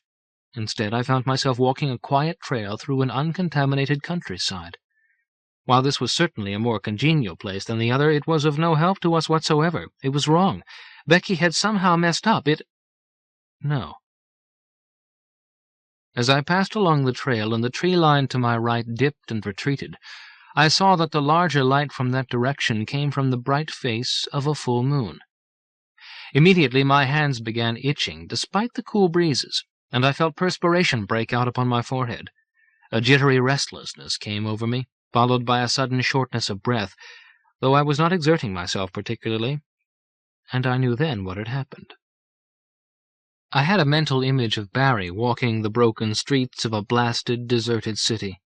Obviously, Becky had sent Barry to the dead band rather than me, while I'd been transported to the band I was supposed to avoid until I was older and, hopefully, better able to gain control of the process that even now seemed to be commencing. Not only had I been sent to the wrong place, I had arrived at the worst possible time. I halted, panting, and raised my hands to my face. I could feel the stubble again in the places I had shaved earlier. I was suddenly aware of cramps in my legs, beginning in my calves and spreading up into the muscles of my thigh shortly thereafter. As I leaned over to massage them, I felt pains in my shoulders. I seemed to be cross-eyed, for my nose suddenly seemed longer and darker by moonlight. There came an audible creaking from my joints, and a series of sharp lower back pains. I tried to recall everything I knew about the phenomenon. For those of us who are susceptible to the change, there are supposed to be ways of resisting it, and ultimately ways of controlling it. Unfortunately, I lacked particulars, having also been told that one had to experience the things first in order to realize how any controlling techniques applied. Great. I had hardly set out with a rite of passage in mind, but it looked as if my education was about to be furthered. It promised to be an interesting night.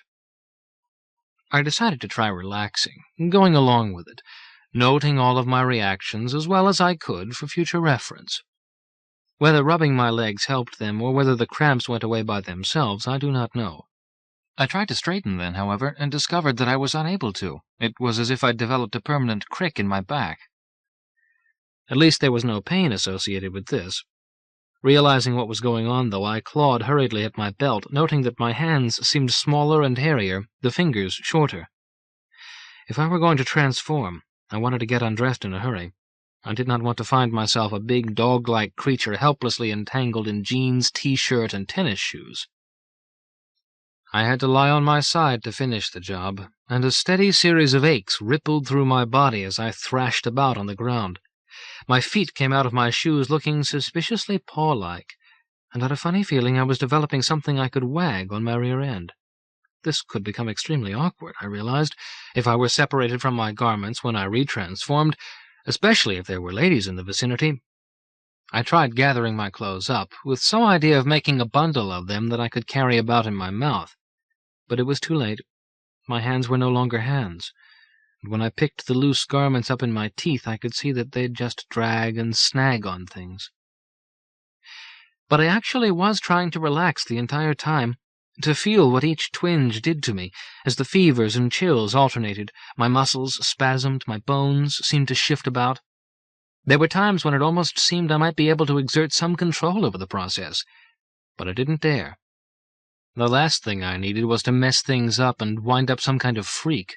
A crippled werewolf struck me as a pretty pathetic creature, so I just lay there and felt it, and let it run its course. The one time I yelled during a particularly painful twisting, it came out as a howl.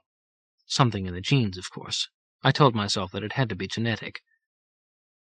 Still, Such considerations became more and more academic as the process continued. I knew that it affected my mind, though I could not have provided details at the time on everything that it did to my thinking. It seemed that my sense of the passage of time was somehow altered, though, for when the change had run its course, I felt that the moon was higher in the heavens than it should be for the amount of time that seemed to have gone by. I didn't believe that this was just a matter of position, with me standing on all fours now, though my vision was no longer as good as it had been. On the other hand, or maybe I should say paw, my hearing was enormously enhanced.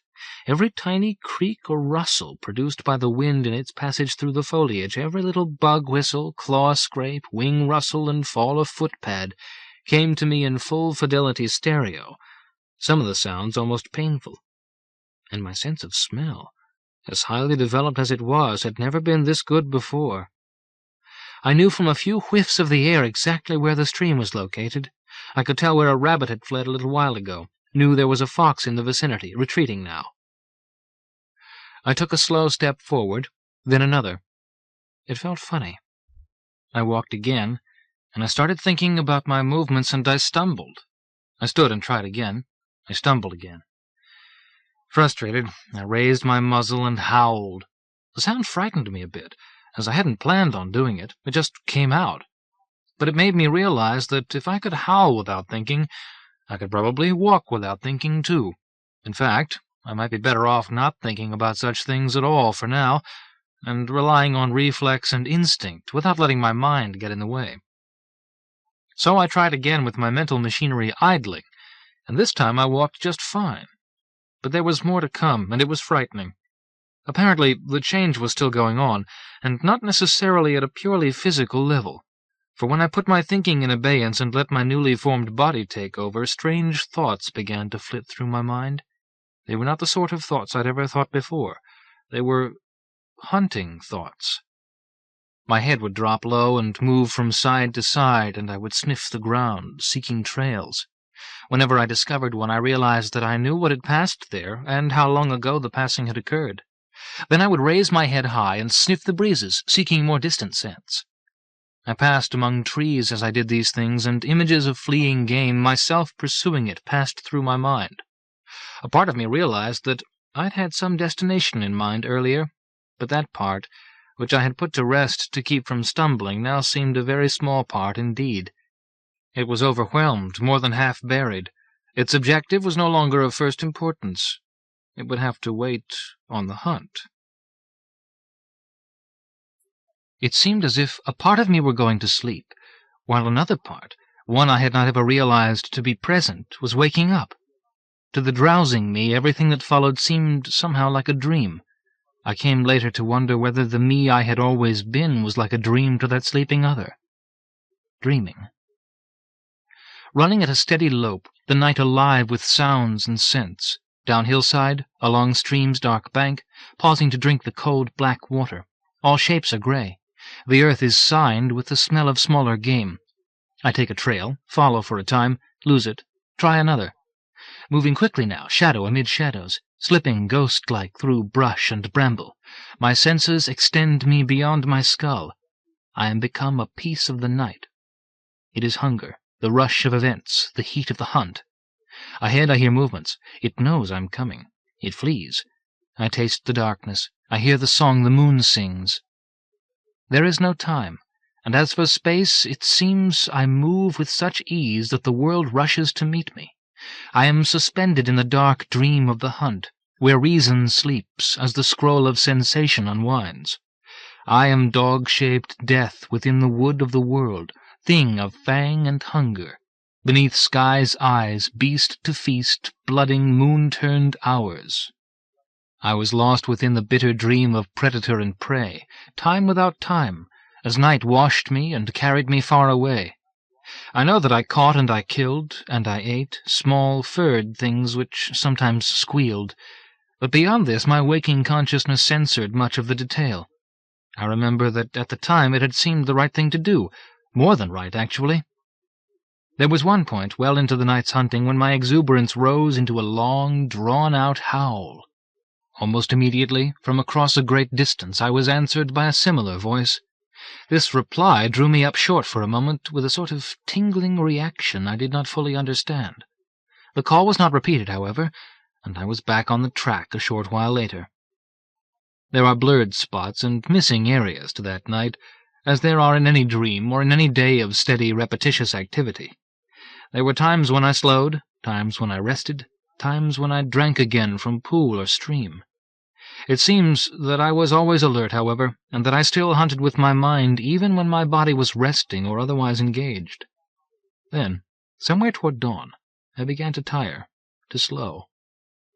There were new scents in the air then, as of human habitation, but these were still sufficiently removed that I was not apprehensive. I rested in a glade, tongue lolling, sides heaving, ears pricked and mobile.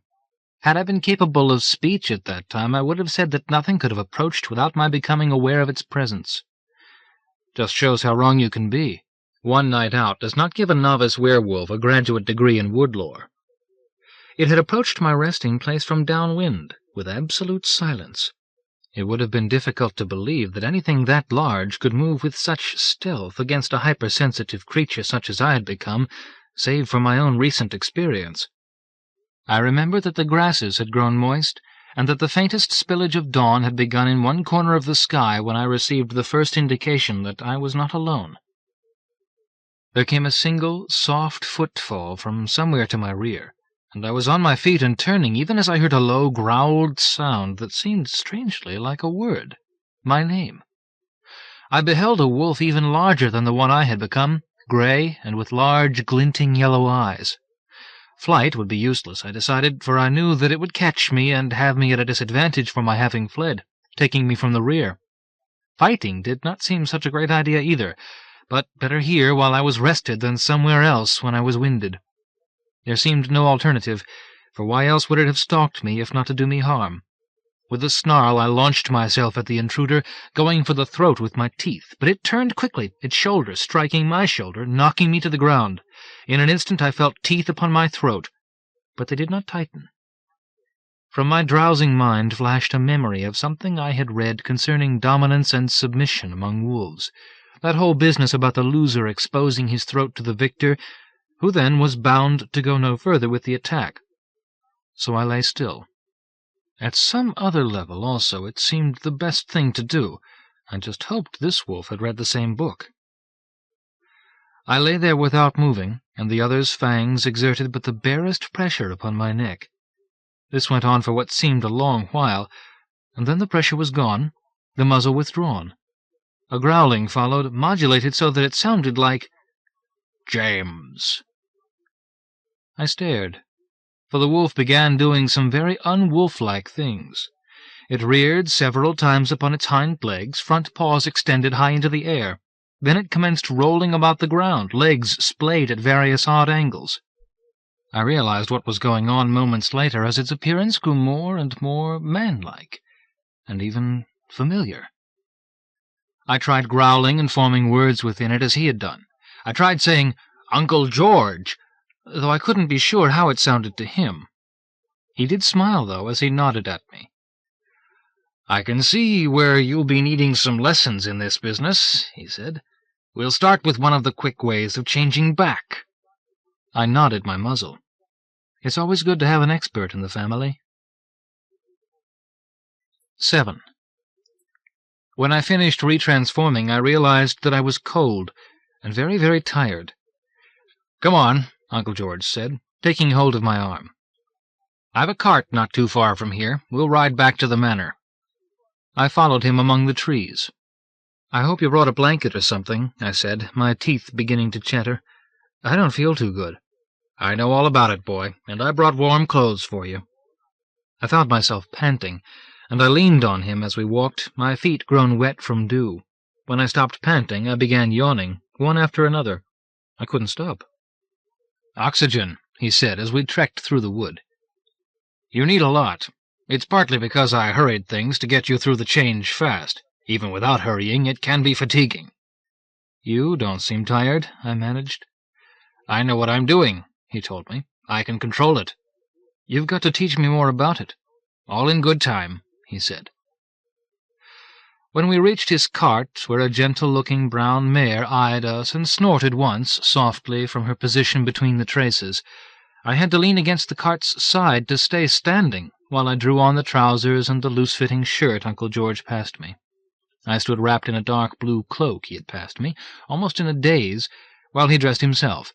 He gave me a hand up into the cart. I'm not sure I could have made it on my own. "You knew I'd be here tonight," I managed, as I sprawled on the cart's bed and drew the cloak about me. "Yep," he said, as he took hold of the reins and shook them gently. We moved forward, and I did not get to voice the rest of my questions because my mind fuzzed over and drifted, and talking was too much trouble. So was thinking. I felt myself going away. I slept. I dreamed a bit. Strange, disorganized things. There's a guy I know who got a summer job as a bank teller. He told me that after he'd been at it for a while, he began having teller dreams, dreams of standing there at the window, counting out money interminably. I guess any new, prolonged experience might impress itself on you that way. Mine was strange, though, because it wasn't all that visual, the way most dreams are. I was back in wolf form again, running through the woods, but seeing hadn't been all that important to me then, and it wasn't now. My dreams were rushing sequences of smells and sounds, with me looking for something within them, and anything that I did see was mostly at a low angle and close up. Roots, grasses, stones, the earth.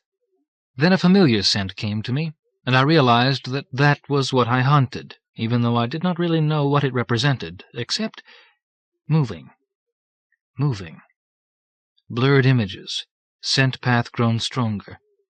And then I knew. I had entered a clearing, and she was there, secured somehow to a tree. My mother. I woke up crying softly, wiping my eyes as the dream faded. Then I drifted back to sleep. This time there were no dreams that I could remember. I became aware by degrees of the rattling of the cart, the plodding of the mare. For a long while I seemed to drift in that place halfway between sleep and wakefulness. Then I realized that I was no longer cold, and I opened my eyes, and there was sunlight all about me. From the sun's position I guessed that I might have slept for a couple of hours. I saw, too, that we were on a much better road now than the rutted forest trail where we had started earlier. The trees had thinned out and were smaller at either hand. We seemed to have come to a higher elevation also, because when I sat up, facing the rear, I was looking back and down over a great forested area. The shadows of a few drifting clouds to the east moved like dark islands across the bright leaf-green sea, contoured of tree-top, shrub, and glade. I turned around and saw that we were approaching a large manor house of stone and timber set up on a hilltop, surrounded by a stone wall. Our road led to its front gate. The gate was closed. "We're almost home," Uncle George said, not looking back. "Thirsty?" I realized that I was, as he passed me a water bottle without waiting for my answer. I took a long drink, replaced the top, and handed it back. "Thanks," I said, and I studied our destination. As we drew nearer, I heard a low murmuring sound as of many voices. I moved into a more comfortable position and checked myself over. My various aches and pains seemed to have vanished as I slept. Most of my fatigue seemed to have washed away also, and what remained seemed to be ebbing rapidly. I was surprised to discover that I was feeling fairly good. When we finally came up to the gate, Uncle George waved to two armed men who opened it for us. "Morning," he said. "Any word yet?" "No," the one on the left replied, "but no trouble either." "Good." We rolled inside, and I beheld an armed camp. What had obviously recently been a large park-like lawn was now well trampled, and there were men spread all over the place, many of them cleaning weapons, helmets, and chest and arm protectors. Cook fires burned here and there, and I could smell rich stews and strong teas. Off to the right another group of men was eating. To the left yet another group was being drilled in sword attacks. The three groups seemed to be of about equal size. "Expecting trouble?" I asked. "Yes and no," he replied in his typical ambiguous fashion. Uncle George, on those occasions when he had come to visit us, had always been fairly quiet, and when he did talk I was not always certain what he'd said. But I also knew that he could make himself clear when he wanted to. Therefore, now just wasn't one of those times. He turned onto a small cart trail which led us to the rear of the manor. He drew rein before a stable, stepped down, and turned the cart over to a groom who had emerged when he heard us coming. I jumped down from the rear and followed as he headed for a flagged walkway leading beneath some massive elms toward the rear of the house.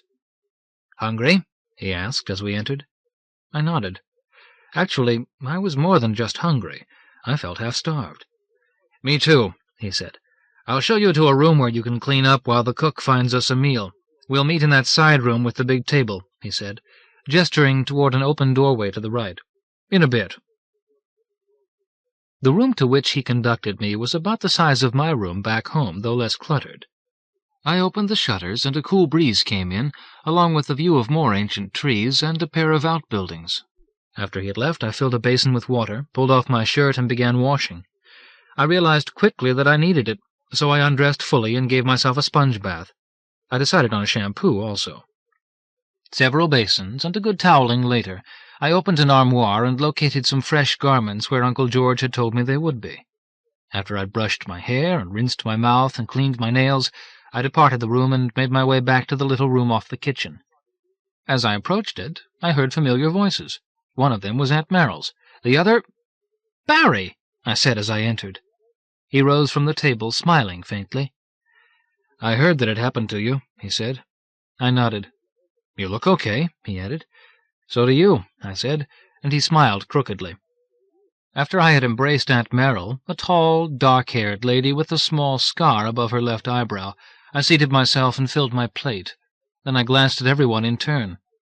Barry lowered his fork and said, "I got in last night. When I found myself walking through a wrecked city, I realized that Becky must have gotten her signals crossed. It was dark, and it took me a while to figure out that I was across town from the place where the transcomp was hidden. Then it took me a couple of hours more to locate the station." "And," I said, "was Dad—" He shook his head. "No sign at all that he'd been there," he stated. "I struck a light when I unlocked the bunker, and I saw that a fresh layer of dust had settled since the last time I'd been by.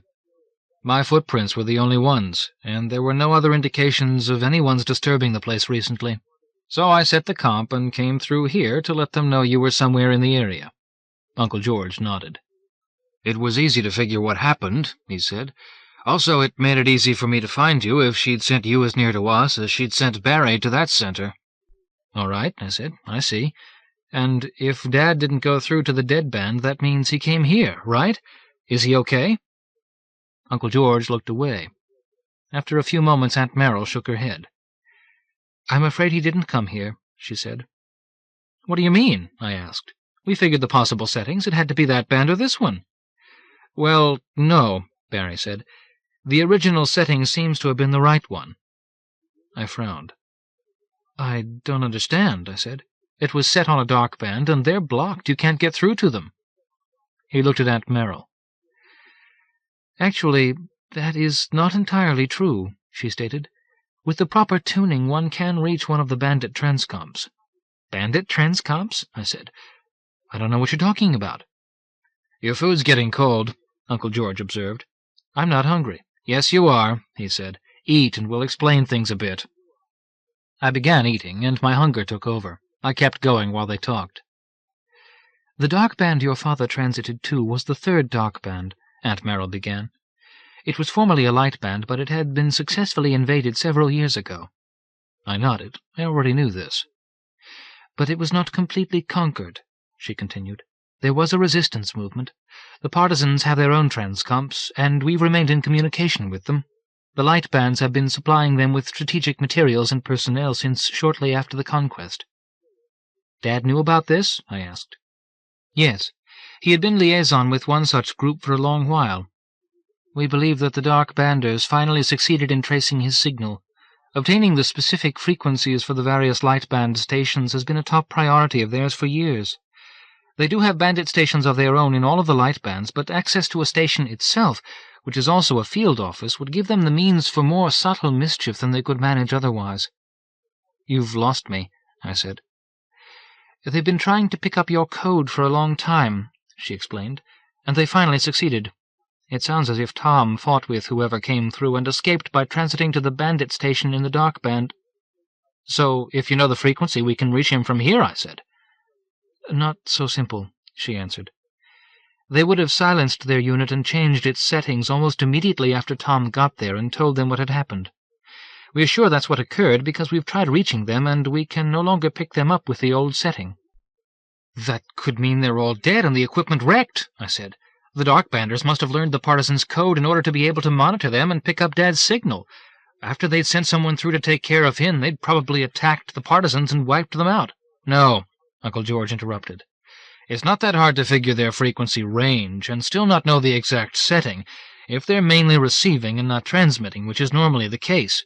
What they probably did was monitor a spectrum for incoming signals. You see, your station was not the only one that was hit." "Wait a minute," I said, putting down my fork. "You're making this sound like some kind of war." "It is," my aunt said. "There has been underground fighting going on ever since the takeover. All of the light bands have been supporting the rebel forces from the beginning, but the actual conflict has been confined mainly to that band up until now." "Why is it suddenly spilling over?" I asked. "The rebels have been growing steadily stronger," she said. "They're now in control of a number of large areas, which include some important cities and installations. It begins to look as if they might actually succeed in obtaining their objectives. So the first Dark Band is attempting to cut the links to all of their light band supporters, and giving us problems of our own to keep us occupied too." I studied Barry's face for several long moments. "Did you know about all this stuff?" I asked him. "Well, yes," he answered. "How come you never mentioned it to me?" "I was told not to." "By whom?" "My parents. Also your father." "Why shouldn't you have mentioned it?" "I don't know. They never told me why I shouldn't talk about it." I looked back at Aunt Merrill. "Well?" I asked. "Why not? Why has everyone been keeping a thing like this from me?" "Finish your lunch," Uncle George said. "I want to know now." "Finish your lunch," he repeated. "We'll talk more later." I studied all of their faces in turn, and I knew I wouldn't get any more out of them just then. I picked up my fork. 8. It seems that I'm destined always to be surrounded by secrets, and not to be in on most of them. I came to understand the reason behind some of this at a fairly early age, and I know that my position is hardly unique among the kids in the transit families. We go to school with kids in the towns where we make our homes, and we become good friends with some of them. We deal with other people in the community the same as anybody else. If, when I was very young, I'd known too much about the family's special business, there was the possibility I might have let something slip and created thereby an awkward situation. So I wasn't told too much when I was very young. But of course I knew that there was something a bit unusual going on. Kids always do, even if they don't understand. And this was probably the beginning of my paranoia about secrets. All my life I seem to have been served up information about family affairs on a need-to-know basis. As I said, I could see the reason for it when I was much younger, but I sometimes wondered whether such treatment had simply become a habit with the families, practiced even in matters where it was not strictly necessary.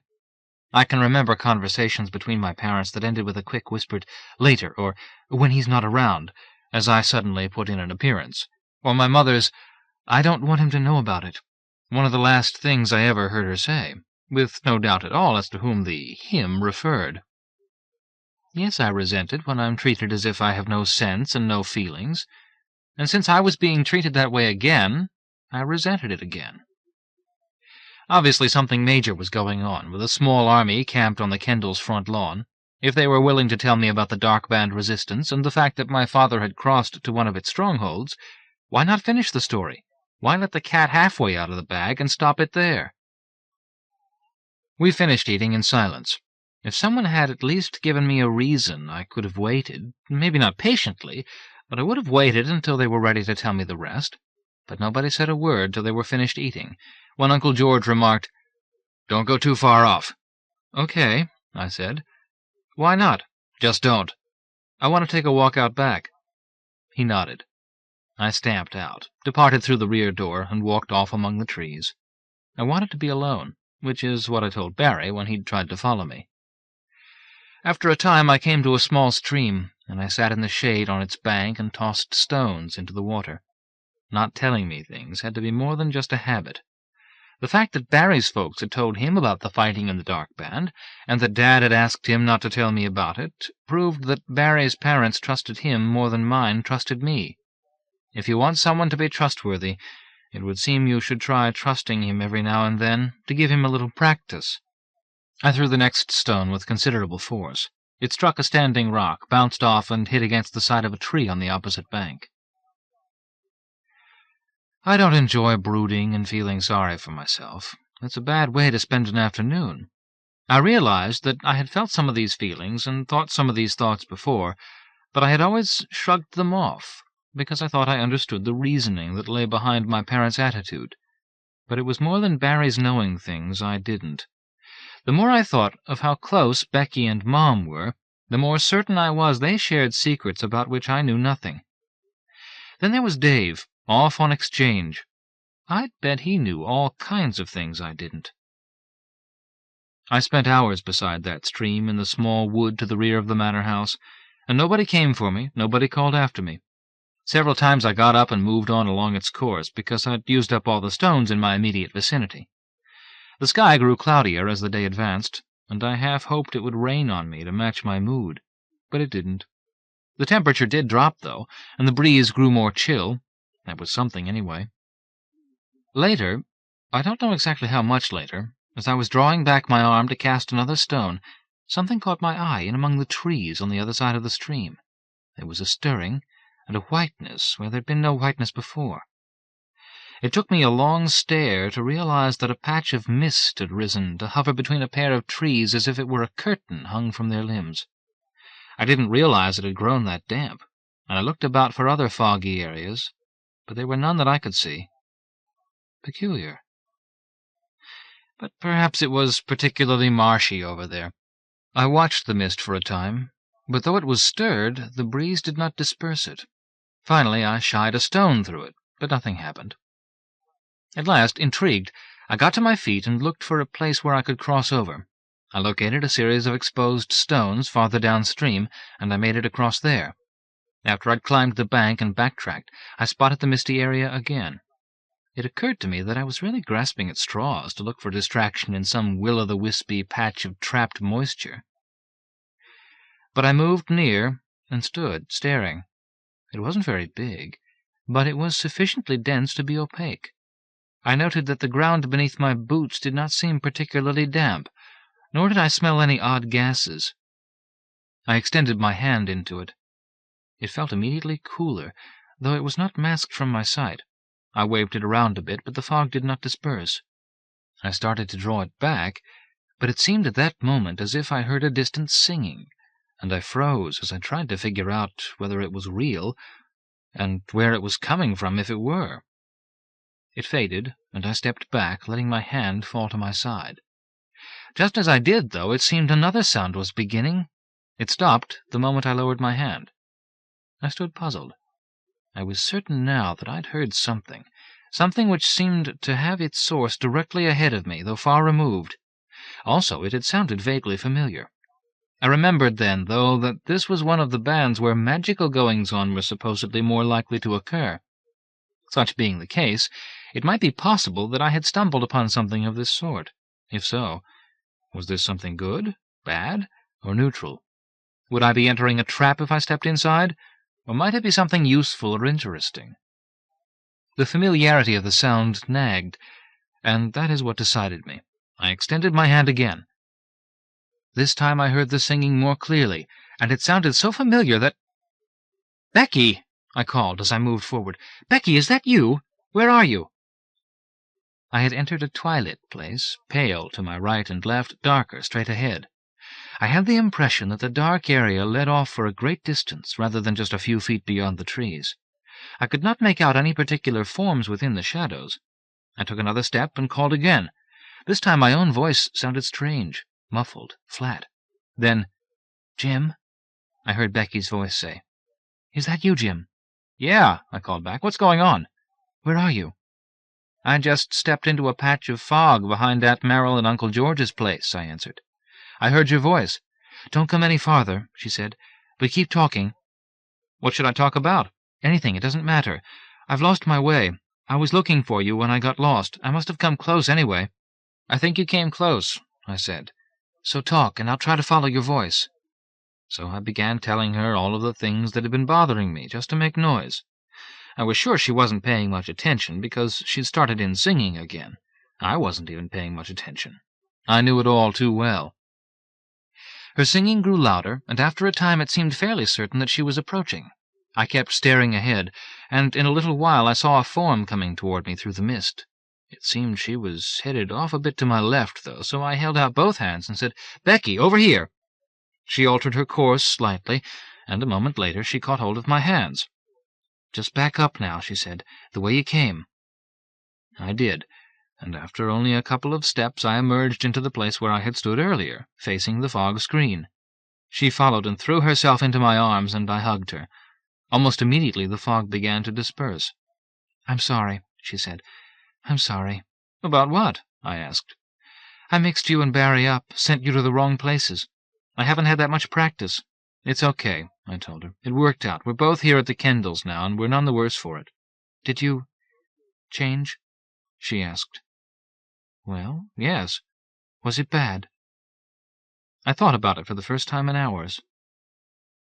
"It was kind of disconcerting," I said, "but I don't know that I'd call it bad. It was something I had to experience sooner or later anyway. Besides, Uncle George says he can teach me how to control it. I should probably spend my exchange year here learning the tricks of the trade." "Well, I'm glad I didn't get you into a lot of trouble." I shook my head. "No real trouble. But neither one of us found Dad." "I know. He's in the dark band," she said. "The guy he had the fight with by the transcomp got away into our band, but Tom managed to shoot him, just a flesh wound, I think, before he transited out. The dark bander damaged the unit then, and—" Hold on, I said. "How do you know all this?" "The cleaning service," she said. "They came by after you left." "But they'd already been—" I began, and then I saw what she meant. "The first man had to be the dark band agent," she said, "and it was his blood that you smelled. He must have had Confederates in town, someone who's been studying us, to have come up with that story to cover his escape. Very thorough. That story was just in case we saw him leaving." "What did you do? And how did you know the other ones weren't the fakes?" "I recognized the people in the second group. I'd looked out the window when I heard their truck pull up. It was the same one they always use. We'd never seen a truck for the first man, and I didn't recognize his name or his voice. I told the second ones the story you'd made up about the remodeling, and I remembered what you'd said about blood. So after they left, I turned on the lights and looked around. I found some dried bloodstains on the back steps and a bloody handkerchief in the parking lot." "Why do you think he came through and attacked Dad?" "I don't know," she said. "I have no idea exactly what he wanted. But I'll bet it has something to do with the war in the Dark Band. It could be that now that things have gotten more hectic there, the Dark Banders are trying to stir up trouble in the other bands to keep them from helping the partisans as much as they might." I pushed her out to arm's length and stared at her face. While I had complained to her a lot about not feeling trusted, as she was making her way toward me through the mist, going on about not being in on secrets that everyone else seemed to know, I had not mentioned every little detail, like the partisans. Now it appeared that she was yet another family member who was in on things that I wasn't. My teeth made a gnashing noise as I brought them together. "Jim, what's the matter?" she asked. "Everybody knows stuff I don't," I said. "Even you, and you're a lot younger. How come Dad told you all this stuff when he didn't tell me?" "He didn't," she cried. "I found out for myself. He didn't even know that I knew at first." "What do you mean at first?" I asked. She hesitated, looking frightened. "Later on, I did tell him some things I'd learned," she said. "That's what I meant." "So what did he do? What did he say?" I asked. "He told me to keep them to myself." "That's all?" "Uh-huh." "I don't think so," I said. "You've never been a good liar." "Well, maybe those weren't his exact words," she replied, "but that's what it amounted to." "Becky," I said, "tell me exactly what he told you." She pulled away from me. "Look, I don't want to talk about it," she answered. "I only mentioned the fighting because you told me how you'd heard about it when you were talking to me back in the fog. Let's drop it now, okay?" "Not okay," I replied. "I want to know. It's making me feel like an outcast. Why doesn't he trust me?" "He does trust you," she said. "Okay, I'll guess what he said. He didn't just say keep your mouth shut. He said don't tell Jim."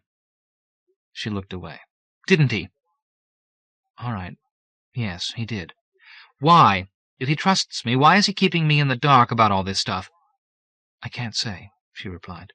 "Why not?" "He made me promise I wouldn't." I sighed. I slapped the side of a tree. A few guesses might have started tying themselves together in my mind about then. "His present predicament involves all of this stuff, doesn't it?" I asked.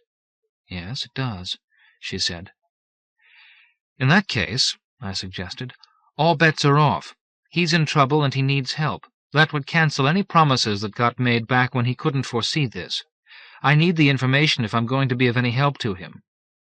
She thought about it, her face going through a whole series of contortions before she spoke. "The reason he wouldn't tell you anything," she finally said, "is because Agatha's still alive." "Agatha? That's my mother's name." 9. Okay, back up, Jim. I thought hard and deeply about my mother, a thing I had not permitted myself to do for some time because we'd been very close, and thinking about it made it hurt all over again. She and Uncle George were brother and sister, though there was small resemblance, he being short, sandy-haired, stolid, while she was tall, slim, brunette. Also, she was not a shapeshifter, and she lacked George's reticence. She talked more than he did, she touched more, she smiled more. Other relatives used to say that she'd gotten that generation's full share of extroversion, and there'd been none left for George and Dalla. But she wasn't empty-headed or frail. She'd taught science and math back home, and she shared her branch of the family's love for the outdoors. Her idea of a vacation involved camping, backpacking, rock climbing, canoeing. She was a very good archer, and she was twice women's champion in the state pistol competition. I have to admit, I was more than a little jealous when she brought Becky home, and they grew close in ways I couldn't quite understand. One day, almost a year ago, she'd gone off on one of those frequent family visits we pay among the bands, the things that really kept us current, and it dragged on for months, much longer than usual. Every time I'd ask about it, Dad would say something like, "Things keep coming up, not to worry." But of course I did worry, because he seemed more and more troubled himself each time he said it. Then the last time I asked, he looked away and was silent for a while. I was almost about to repeat it when he finally spoke. "There's been an accident. She won't be coming back." Whenever I'd press for details, he'd just say, "I don't want to talk about it," or "There's nothing more to say," or "Leave it at that." When he didn't want to discuss something, he could make Uncle George seem like the soul of loquacity. So, while I lacked details, I was given to believe that my mother was dead. Why would anybody create such an impression if it were untrue? I stared at Becky, my rival, my partner in whatever loss or gain this brought our way, and thoughts and feelings flashed by too fast for me to categorize. "I don't understand," I said at last. "It's bad enough not to tell me what's going on, but to deliberately mislead me. How come you knew and I didn't?" She started walking toward a fallen tree. I fell into step beside her. "Tom tried telling me the same story he told you," she said. "But I discovered a bit later that it wasn't true, and I told him so. That's when he told me not to tell you." "Did he say why?" "Yes. He felt you would figure the way to go to her to try to help, and that you would jeopardize the mission. He said this was the only way of handling the situation, and if everything worked out well, you'd have a pleasant surprise." "And if it didn't, I already believed the worst, huh? She's with the partisans, isn't she?" "Yes. I don't think Tom liked the idea much more than we do, but I don't think he had any choice. She decided to go over while she was on that last trip." "Why?" "A whole group of volunteers was going, from all of the light bands. Most of them were specialists, possessing skills that would be useful—" "Weapons," I said. "Well, yes, that too, I guess. But there was more. That dark band had been the place where she and her sister had done their exchange time. She speaks the language, and she likes the place a lot, and her sister had married and stayed there, and—" "I didn't make the connection," I said. "I knew the business about Dalla, but I didn't realize it was that band. She pointed it out to you, though, huh? As part of something else, she explained, coming up beside the fallen tree and seating herself on it. I only realized at that moment just how tired she looked. I sat down beside her and began breaking off twigs, snapping them into smaller and smaller pieces. It wasn't just her knowledge of weapons they needed, she went on. That was really sort of secondary. What then? Well, the reason she took me in. We're the same. You understand? I thought that I did, but I didn't quite know how to say it. In such cases, simple and direct usually seems best, though. You mean my mother's a witch? I asked. She shrugged. She never much liked that word, Becky answered. It has a special meaning in terms of membership in an early folk religion, and we're not really members. No, we're both sensitive to certain forces, though, which is why she was happy to find me. She wanted someone to pass the traditions along to. What should I call you, then? Anything you want, I guess. In some places they use the word sorceress. Tom knows, of course. But we do have a tradition of secrecy, and it's especially important to keep the Darkbanders from knowing where we all are. They'd try to get rid of us pretty quick if they found out, the way they did with Granny.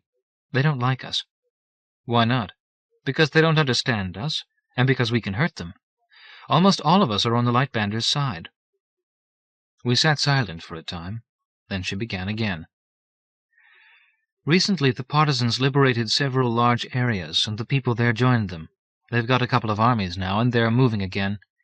We think a turning point's been reached, that the fate of the band will be decided pretty soon. Like I said, I've heard parts of this, I told her, just today. But I didn't realize things were that close to some sort of resolution. I guess that explains the troops in the front yard. I suppose that even more could be on the way. I bet the Lightbands are getting ready to send help. They are, she said, with special objectives. Soon, too, I'd guess. She nodded. Soon, she agreed.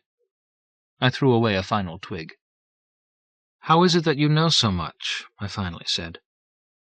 Agatha tells me these things, she said, when I talk to her. Some of the other things I can see for myself while they're happening, and sometimes before they happen. So you've really been talking to Mom? Uh-huh. There are ways we can sometimes reach each other. That business with the candles. Sort of, she replied. When was the last time you were in touch with her? During the night. I tried going to her first, but she wouldn't let me come through. She barred the path. Then I decided I'd better come here, but I was so tired I started to lose my way. Was she all right? I think so. But they're in some kind of trouble. I can't tell exactly what it is yet, but I'm working on it. There's something they've got to do, but they're blocked. Are they in danger? I think so. What should we do? I don't know yet. I've got to learn the problem first. I think we'd better go tell Uncle George and Aunt Merrill everything you've told me. Not yet, she said. They already know what to do when the time comes, but they can't do anything yet because they're blocked. Of course. She looked up and smiled. What? I asked. Blocks. Blocks, she said. I think that might be what's the matter, but I've got to look and see. You've lost me. It's all right, she said. Listen, Jim, I'm going to need some help. What can I do? Go and get me some food. I'm hungry. And bring me an empty bowl, too, a clean one. Why don't you just come back to the house and eat? No, she said. Then we'd be in trouble. They might be able to stop us because they know what I am. Stop us? From doing what? I'm not sure yet. I'll tell you later. But whatever you do, don't let anyone know I'm here. I glanced at the cloudy sky beyond the stirring tree limbs. Could rain, I said. Then I'll get wet, she stated. You won't tell, will you? Why should I tell anybody anything?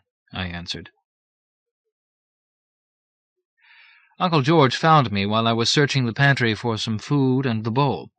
When he asked me what I was doing, I answered truthfully, just looking for something to eat. Well, when you finish, I'd like to talk to you in the library, he said. This was it, I thought. He was finally going to fill me in as to what was going on. At last I was going to pick up those details I hadn't yet guessed or learned. Let's go now, I said. I'll grab something to eat afterwards. He nodded and turned away. I followed him. I was wrong. What followed was not at all a briefing on the Dark Band War or the fate of my parents. Instead, he had decided that it was time for my first full-scale lesson in werewolfery. Not that it wasn't fascinating. In fact, I got very engrossed in his explanation and demonstrations. I learned that a true shape-shifter can do it on purpose and does not need a full moon. I also learned that the wolf form, while easiest, is not exclusive. Almost any shifting about is achievable within the constraints of mass conservation, after a certain amount of practice. It was so interesting that I lost track of the time and did not realize that a couple of hours had passed until he concluded and remarked, "Maybe you'll want to skip that snack now since it's so close to dinner time." Instant guilt. I thought of poor Becky, half-starved in the grove, waiting for her bowl and her scraps. "Maybe just a small bite," I said, backing toward the door. He looked at me strangely, then said, "I thought you'd have some other questions for me." "Would I have gotten answers to them?" I asked. "Not yet," he said. I shrugged. "Didn't think so," I told him. "Wait," he said, as I began moving again. "There's reasons." I nodded.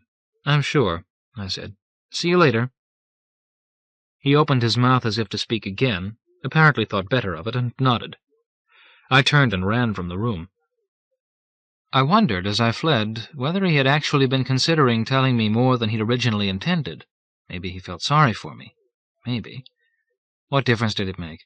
I already knew most of the important things, and I had to hurry. When I reached the pantry, I quickly found Becky some bread and cheese and a couple of apples. I wrapped them in a napkin and picked up a small bowl also. While I was doing this, I heard a series of brief, familiar cries from somewhere out back. I hid the food and the bowl inside my shirt, and I departed. When I stepped outside, I saw him in a level area beyond the stables. Barry had removed his shirt and boots and socks, and was working his way through a kata, the punches and kicks punctuated by an occasional kiai. I had to admit that it was a rather pretty performance, but my thoughts were almost immediately elsewhere, that is, to tell him or not to tell him about Becky. On the one hand, I didn't know what she was up to or what it might lead to. On the other, he'd been in this from the beginning and had certainly acted as if he wanted to help. I just wasn't certain what I'd do if he decided it was his duty to tell the Kendalls that Becky was here and we were up to something. What decided me? I sometimes wondered later. Was it that I trusted him, or that I had to go past him to get to Becky, and he'd be curious where I was headed anyway? 10. So I told Barry about Becky as we walked back to the wood, and about the things I had learned. "I felt sorry for you," he said, "but Tom told me not to talk about it, and he's the boss." "I understand," I said. "He thought you'd fiddle with the dark band till you hit the right frequency," he told me, "and go to her." "He was probably right," I said, "and screw things up royally for them." "Maybe that too," I agreed. "Anyhow, I'm glad you know now." I nodded. We were nearing the place where I had left Becky, and I was suddenly a bit nervous. I could see the fallen tree, but Becky was nowhere in sight. A moment later, however, I realized that what I had thought to be a rock or a stump was actually Becky, seated on the ground, not moving. "I'm sorry," I called to her. "I couldn't get away, and—" "I figured that," she said, raising her head. "Bring me the food, and don't step on my design. Hi, Barry." As we drew nearer, I saw that she had surrounded herself with an elaborate tracery of lines scratched into the earth. A damp-looking stick lay near her right hand, and there was a pile of dry ones off to her left. Barry halted and studied the markings suspiciously. I continued on, picking my way carefully amid the lines, avoiding stepping on any of them.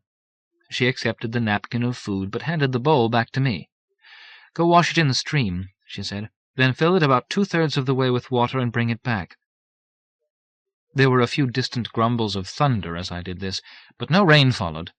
I came back with the bowl before Becky had finished eating, and I set it down in front of her, careful not to drip on her artwork. As I watched her eat whatever meal that was for her, I had a funny feeling that I was going to miss my own dinner. I should probably have brought more. She handed me the napkin and the apple cores when she had finished.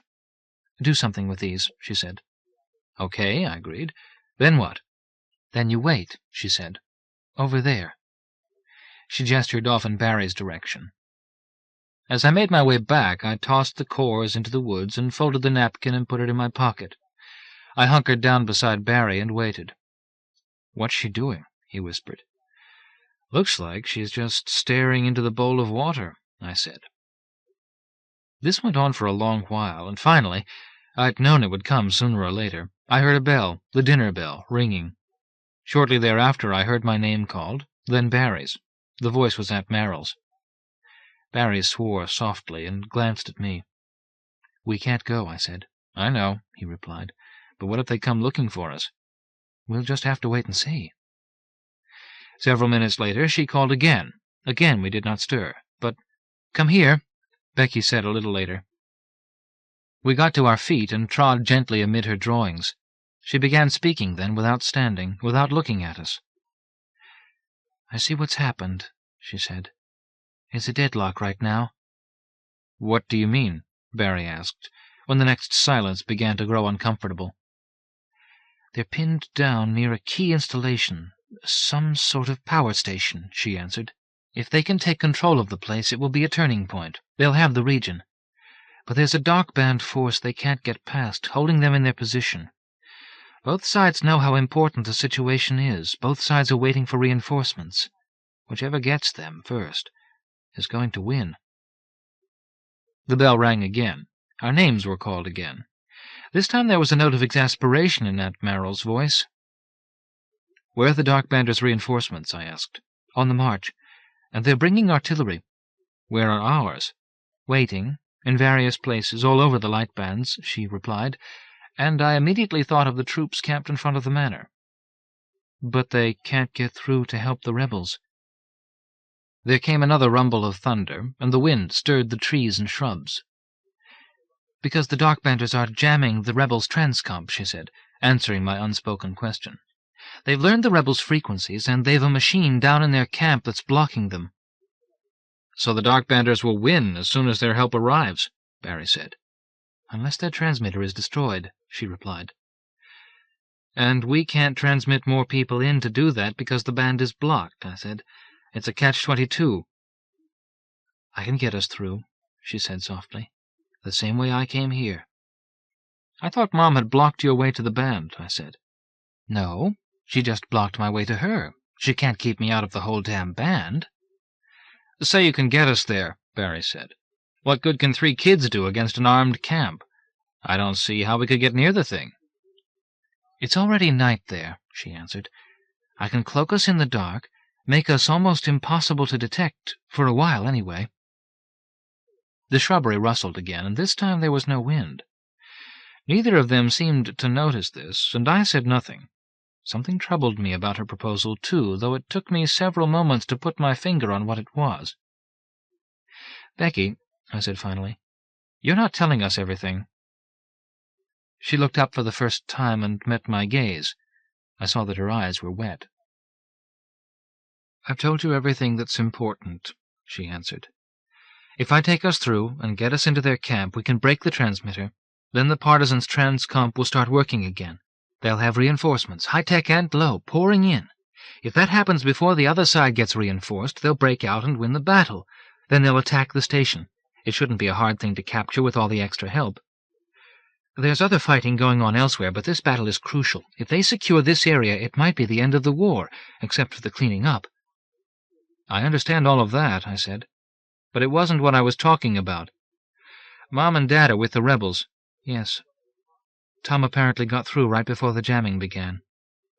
"Well, if Mom's a sorceress with more experience than you, how come she didn't make a few people invisible and go after the transmitter herself?" "They're jamming her, too," she said. "How the hell do you jam a sorceress, Becky?" "You bring in one of your own to attack her," she replied. "Then she has to defend herself. They fight each other in their own ways then, and whoever slips up gets fried. They're too busy to do anything else, so you have a deadlock there, too." "I thought the Dark Banders didn't have any people like that." "They don't have too many, but they do have a few renegades working with them. They brought one along on this expedition because they knew this rebel group had one." "How long can a duel like that go on?" I asked. "Till one of them slips up," she said. "I mean, how long can Mom keep something like that going?" "I don't know," she said. "I've never done it. It depends on how strong they both are, and maybe how tricky." "What I'm getting at," I said, "is that you say you can cover us with some spell or other and get us into the Dark Band camp. But if they've got a sorceress in there, won't she be able to spot us sneaking in?" "Sorcerer," she corrected. "Theirs is a man. From around here, I think, but I was counting on him being so distracted by his own problems with Agatha that he wouldn't feel us in the neighborhood. If he does try anything, he'll have to break his concentration to do it. Then she'll get him, and I could probably protect us in the meantime." "If you can take us through," Barry asked, "why can't you bring along all those troops in the front yard? If they were to flank the Dark Band camp or hit it from the rear, the partisans will probably move in. We'd catch them between two forces." "No," she said, "I'm not that strong. It's a question of large masses as opposed to small ones. I can take a few people through, but not a big group." "One more question occurs to me," I said. "If you can get us into their camp and we break their machine, how do we, get out again?" She looked away. "It will be a question of staying safe till the partisans attack," she said. "We either hide or we run for it, whichever seems the best idea." "I see," I said, realizing that my mouth had become very dry. I had anticipated her answer some time back. Barry simply smiled and nodded. Mr. Cool. His people love that sort of business, coming back with their shields or on them. They even make up songs about it. As for me, it seemed pretty clear that even if we made it in and did the job, we were all going to die afterward. On the other hand, my parents would probably die if we didn't try. I suppose I should have thought nobly and selflessly about how the fate of an entire band might hinge upon our action, but I'm not that noble and selfless. The place was just an abstraction to me. The only ones I really cared about were my folks. I'm not cut out for sainthood, and I think most heroics are stupid. So, I can't think of any better ideas, I said. "Then I think we'd better get going," she answered, "before the rain comes and ruins my keys." She surveyed her designs once again. "I wish there was some way we could leave a message for Aunt Merrill and Uncle George," I said. "If we succeed, they'll know soon enough," Barry said, producing a pocket-knife. "Before we go, though, I want to cut a good sapling and trim it. A staff is a great weapon." Becky glanced at the lowering clouds. "Okay, but don't waste any time," she said. He headed back among the trees, and I watched him go. I felt a drop of rain on my hand, another on my cheek. Across from me, the shrubbery stirred slightly. Maybe just the wind. "You're a tough kid, Becky," I said, but she did not answer me. Instead, she began laying out the dry sticks on a nearby part of her pattern. Softly, very softly, she seemed to be singing as she did it. I watched her for a time. The pattern of sticks she was creating seemed to bear some resemblance to the design she had made with the brass rods when she had sent me here.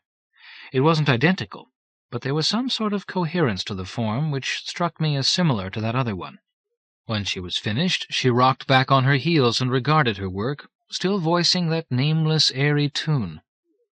After a small while, she began producing a soft clicking noise, and at first I wasn't sure how she was doing it. A little later, Barry came up, a staff in his hands, and stood beside me. His face was even more expressionless than usual, and his gaze seemed a hard, flinty thing. "All right," he said. "I'm ready." Becky did not reply at once, but her singing grew louder, and the clicking began to occur more frequently, interspersed with a kind of rough, grating sound. I saw then that she was holding two small, smooth river pebbles in her left hand, rolling them back and forth against each other, occasionally clicking them together in counterpoint to her song. Then I became aware of something stirring, something blank, and I jerked my head up and to the left. Then I sighed. It was the fog. It had come back to the place it had occupied earlier, between the trees. Tenuous, drifting at first, it seemed to deepen, to grow more dense, to become more still.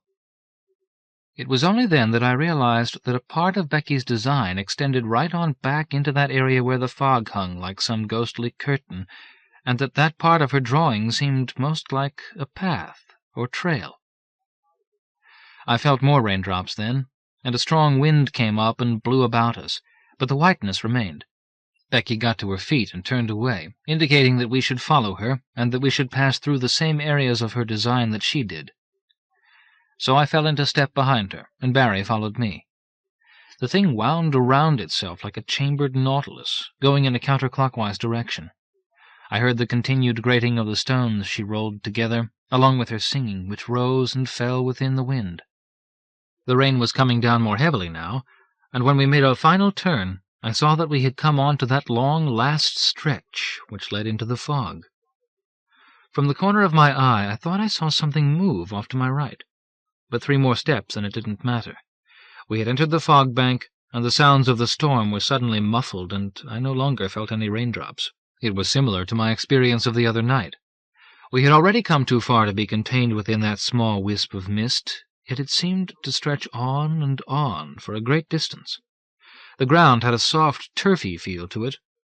Becky's voice seemed somehow altered. I could hear no other sounds than the ones she was making, not even my own breathing. Again it seemed we walked for a long while in a kind of pearly twilight, though I couldn't see for more than a few feet in any direction. I could see Becky ahead of me, and I followed her. I could sense rather than hear Barry's presence at my back. Somehow I found this reassuring. It was far better to have their company than it had been walking off alone into the unknown, as I had the other night. After a time the white walls receded and finally vanished. We were walking in a wood, and it was night. Becky kept going, and we kept following until she finally raised her hand and halted. "What is it?" I whispered. "We're here," she said. 11. We crouched as Becky parted the foliage to give us a view of what lay before us. Directly ahead was a camp. There were tents and scattered lumps that looked like bedrolls, and a few fires and armed guards lurking about. Far behind it, to our left, was what I assumed to be the partisans' objective, though it didn't resemble any sort of power station with which I was familiar. It was a huge installation surrounded by a wire fence. It was filled with tall, fragile-looking towers, which wore halos of blue light. Lower box-like structures were situated among the towers, and great dark cables coiled and stretched from one to another, seeming to tie the whole thing together. There seemed to be armed human figures patrolling among these forms. Far off to our right, beyond the encampment we faced, rose a range of hills. Partly shielded campfires glowed here and there along its middle height. Again I glimpsed some figures, possibly patrolling that area. Those would be the rebels, it seemed, my parents somewhere among them. Becky made a small noise while Barry and I were studying the scene. I glanced at her and saw that she was staring far off to the left. I followed her gaze, but I could see nothing unusual at first. Then, as my vision passed back and forth over that area to the rear of the camp, I spotted some small movements and several big outlines, which were being moved jerkily about. "It must be their reinforcements," I heard Barry whisper. "It looks as if they're setting up artillery pieces back there." Becky made another small noise. "We've got to go in soon," she said. "They may well save their ammo for daylight," Barry remarked, "when they can see better what they're shooting at." "Even so," Becky answered. "We can't wait till then. My spell works best at night, and the rebels are going to need reinforcements soon. It will take a while to bring them through and to tell them what they have to do." "Yeah," Barry said. "So what do we do now?" "I'm going to need about 10 minutes of silence," she replied, "to put our protection together. I'll let you know when it's ready, and then we'll go in." "Do you know which tent their machine's in?" I asked. "No," she said. "We'll just have to look." "I'd guess it would be the one on highest ground," Barry observed, "which would be that big one toward the farther side." "All right, we'll head for it," she said. Then we backed away from the place where we had been kneeling until we came to a somewhat more open area. Becky seated herself on the ground. She appeared to be thinking. I sat down to her left, Barry to her right, and we waited. Nothing much happened for a long time, but then suddenly I felt it. It was as if the woods were somehow more alive all about us, as if the trees were shedding something like gossamer onto us. But it was finer than any spiderweb. It was almost like a breeze with something of substance to it. But there were no real breezes blowing. When Becky stood and said, "Take my hands," and we did, letting her lead us forward among the trees and out of them. It was almost as if we were wearing veils of some material that didn't quite register on the senses. But now I noted that every light source, like the distant campfires, seemed somehow muted, somehow slightly dimmed. Yet in the dark spaces in between, everything seemed to be glistening slightly. It was almost like moonlight, though there was no moon risen. We did not speak as we advanced upon the camp, but my heart was beating heavily, and it seemed a real effort to keep my breathing silent and regular. When we neared the perimeter of the place, I half expected some sentry to challenge us, but nothing happened. Surely as we passed the first tent, someone would step out, and nothing happened. We kept going. We halted a couple of times to let people pass, but no one seemed to notice us. I had no idea Becky could be that completely professional about anything. I resolved then never to tease her again. The cloaking spell was not 100% effective, I'd gathered, and Becky took us far out of our way to avoid large concentrations of reclining troops. We did pass one man who seemed to be staring right at us, but he only shook his head and rubbed his eyes as we passed. Maybe he was a bit more sensitive than the others. We got out of his vicinity quickly, though. It occurred to me as we passed along that if the tent we had made our goal were indeed the one we sought, our best chance of surviving after we wrecked the transmitter would be to keep going in the direction we were now headed, in that the tent lay near the farther perimeter of the camp. That area off to the place's left flank was open, and if we could cross it fast, there were more trees in the distance. There came an explosion from far off to the left, to the rear of the camp. Shortly there was another. Even before the second detonation occurred, however, all three of us must have realized what it was, though we said nothing. They were letting loose some artillery rounds, lobbing shells over the camp and against the hillside. We hurried on. We had to find the thing now, and pretty quickly, too. As we neared the tent, it seemed more and more likely that it was the one we sought. There appeared to be some sort of antenna affixed to the top of one of its main poles, and something that appeared to be a small generator stood humming behind the tent. Becky halted us, and we studied the place for some time. There came more explosions from far to the left, and this time they continued fairly steadily. The first few must only have been trials, while this sounded like the beginning of a bombardment. We discovered that it was impossible for us to communicate in whispers, and we didn't want to try shouting and possibly attracting local attention to ourselves, readily visible or not. There was a sentry leaning on a rifle in front of the tent flap in front. Barry nudged us both, pointed to the man, pointed to himself, and pointed to his staff. Becky and I looked at each other, then nodded. I couldn't think of any other way past the man, for if we went around to the side and cut a hole in the tent, it would probably draw attention fast. Becky indicated by gesture that we should all advance together or we'd lose the protection of her spell. Barry nodded, and we moved forward again. The artillery barrage was still in progress, and I could see clouds of smoke rising at various points along the hillside. How effective this might be in terms of actual damage, I could not tell. From the rhythm of the firing and the sources of the flashes I could sometimes spot, it seemed that there were 3 field pieces in operation. As we moved quietly but surely toward the tired-looking sentry, I thought ahead to what was going to happen. I did not doubt that Barry could knock him out quickly, relatively mercifully, and with a minimum of damage. He'd been training at that sort of thing all his life. But I was considering the moment when the man fell. We couldn't just leave him lying there as an advertisement that something was wrong. The only practical thing to do would be to drag him inside immediately, and that would commit us to fast action. Whether we were visible or not, it was going to put anybody on the inside on immediate alert when the trooper came crashing in. If it turned out we were in the wrong tent, our entire mission would be messed up, and even if it were the right tent, there was no way of telling how many people might be inside. Becky halted and put her hands on both of us, indicating pretty clearly that we should stop too. She pushed our heads together and moved so that her mouth was but a few inches from our ears. Then she spoke, sharply, piercing the banging of the guns with her words. "I don't like it. There's something very wrong in that tent." "What do you mean?" Barry said carefully.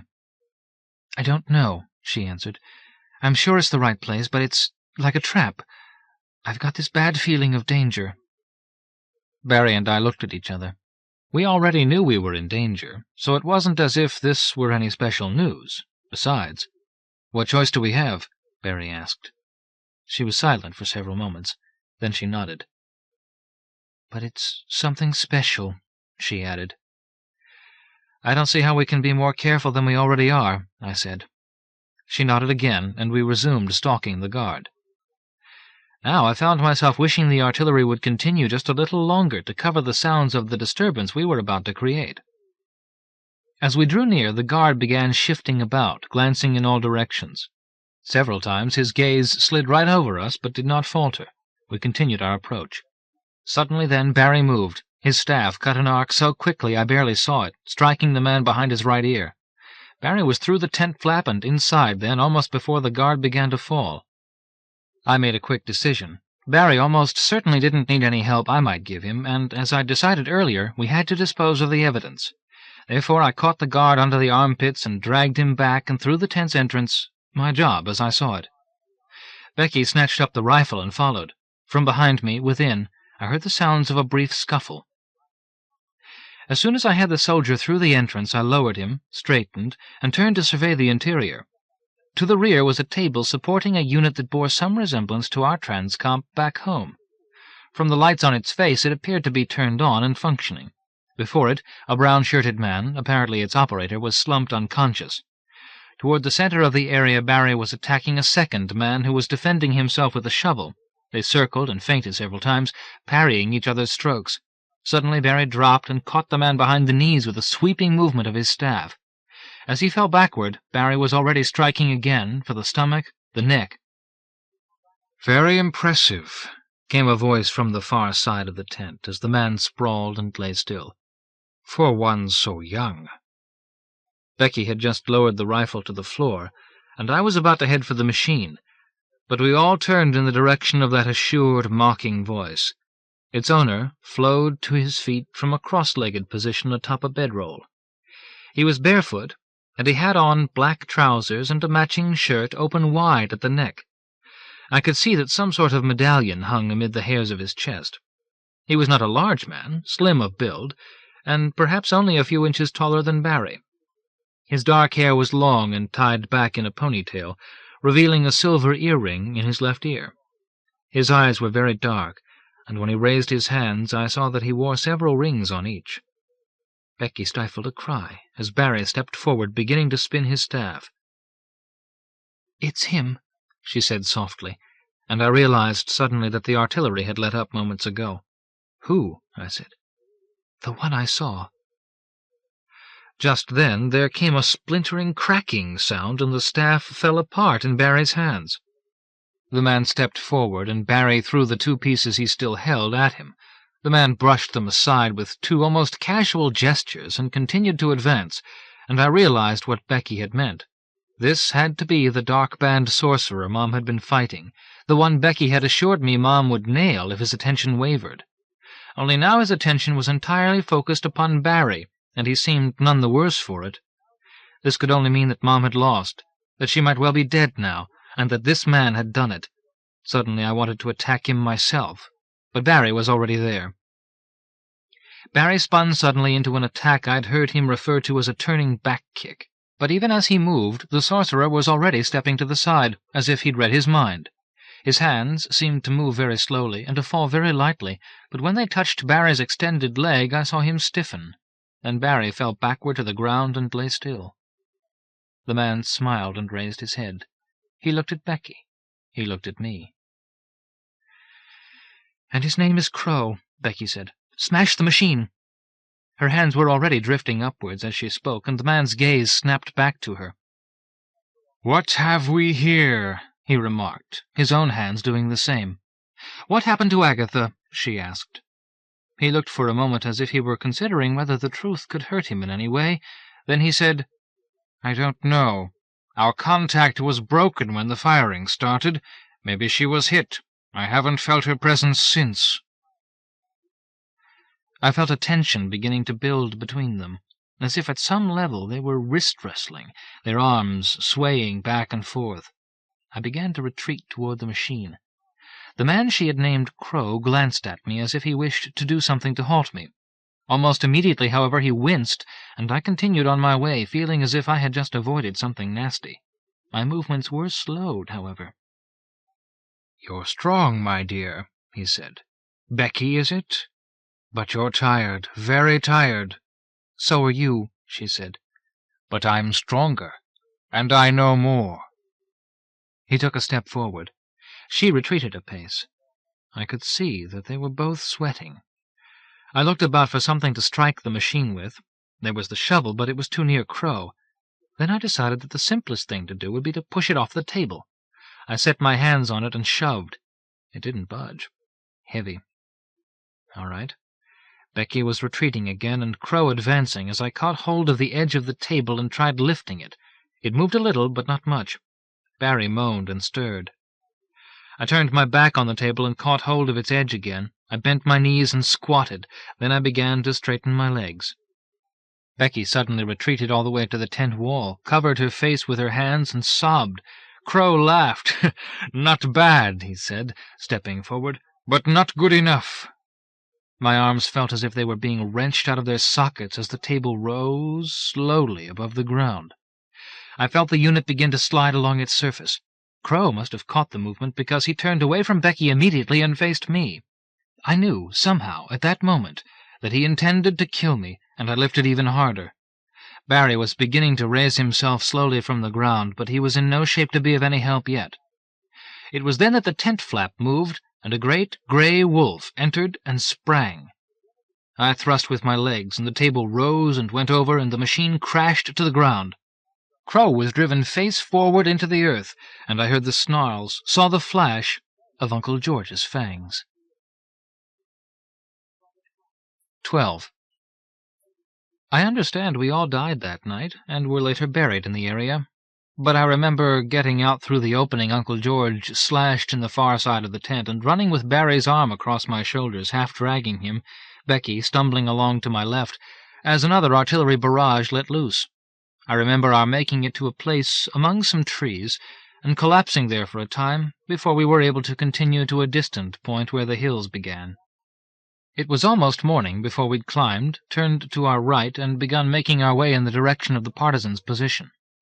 Day broke before we reached it, though, and we saw the lines of attackers flow down the hillsides and begin their advance upon the dark-band camp.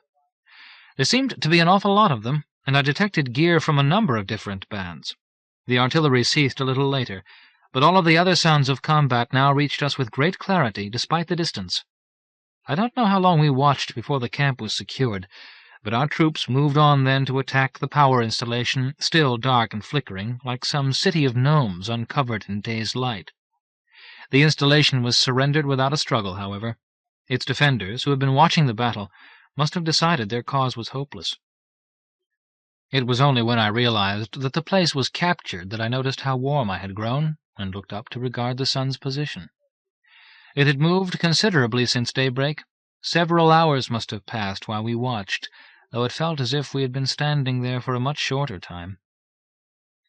We continued on toward what had been the rebels' position the night before, avoiding craters and strewn debris more and more frequently as we came nearer. Uncle George had shifted back to his normal human form by then, and appropriated some clothing from a wrecked shelter. I think he smelled my parents at about the same time I did. We raced forward and rounded a stand of stone. My father was seated on the ground, a bandage around his head, his back against a boulder. My mother was sleeping, wrapped in a blanket nearby. Becky and I rushed forward, dropping to the ground between them, reaching. Barry followed more slowly, smiling. Uncle George regarded his sister, then looked at my father. "Busy night," he said.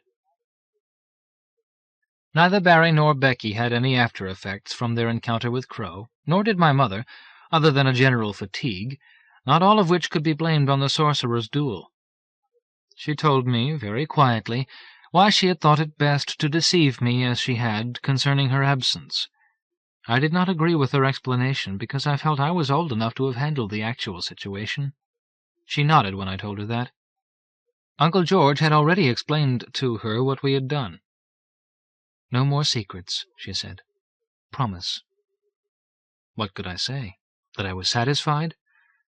It was a lesson in growing up, that's all. "I'm just happy you're safe," I told her. Uncle George explained a bit later how he had suspected during our lesson that something was up, and that he'd resolved to investigate when we'd failed to respond to the summons to dinner. He had assumed his stealthier form and watched us.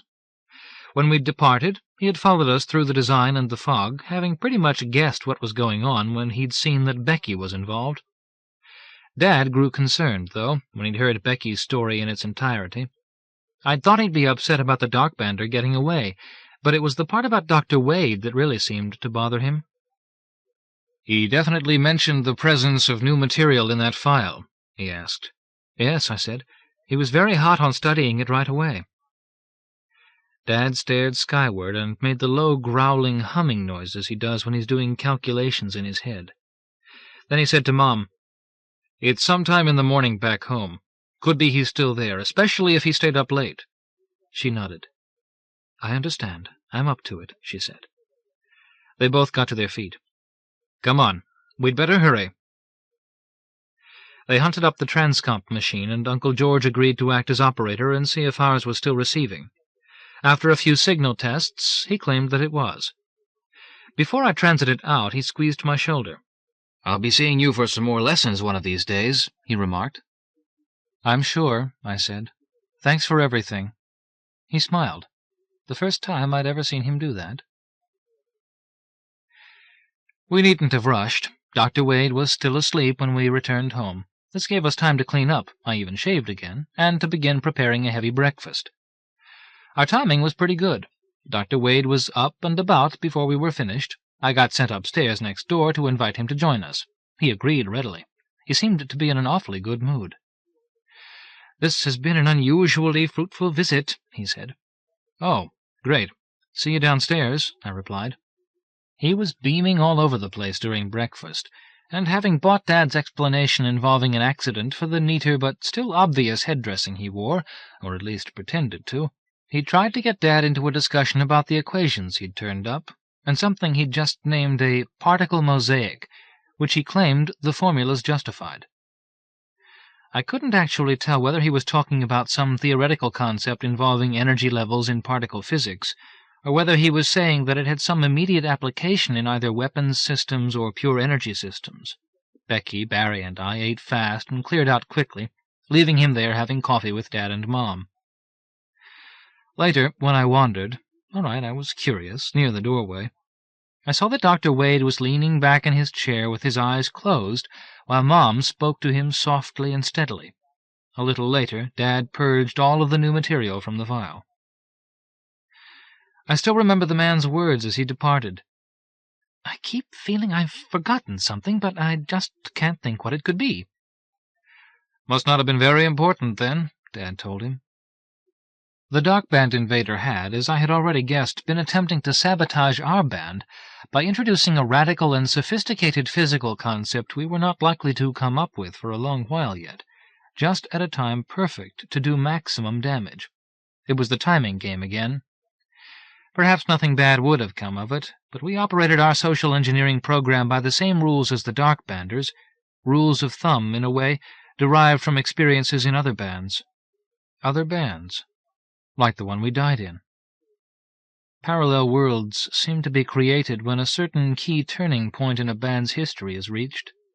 There are some theoreticians who say that every decision that is made results in the creation of a parallel world, that every either-or situation goes both ways, with a resultant infinity of universes. They say, though, that the minor variations produce changes too subtle to be detectable with any equipment we have today.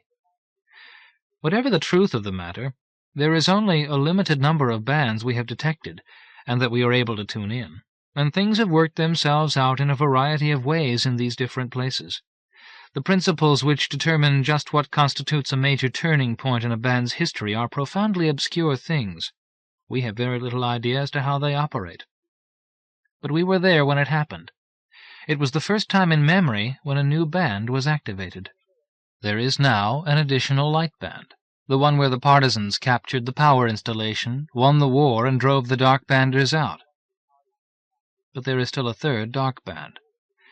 There, according to intelligence reports, the rebels' transcomp was destroyed by artillery fire, and no relief got through to them. My parents died during that barrage, having been near the machine. Becky, Barry, and I died in the enemy camp along with Uncle George. Whether it was all Crow's doing, or whether he'd had help from the troops, could not be discovered. Personally, I think he would have had help. It's a very strange feeling to know that there is a band where I died. But supposing I hadn't, I'm sure I'd be getting ready to go to my rescue. And if I succeeded, it would be an even stranger feeling, I suppose, meeting me. What would I say to myself? And which of us would really own my stereotapes? Or Becky? What would we do with another Becky, or Barry, or if we had two moms and dads? People are not duplicated this way among the other bands we can tune in.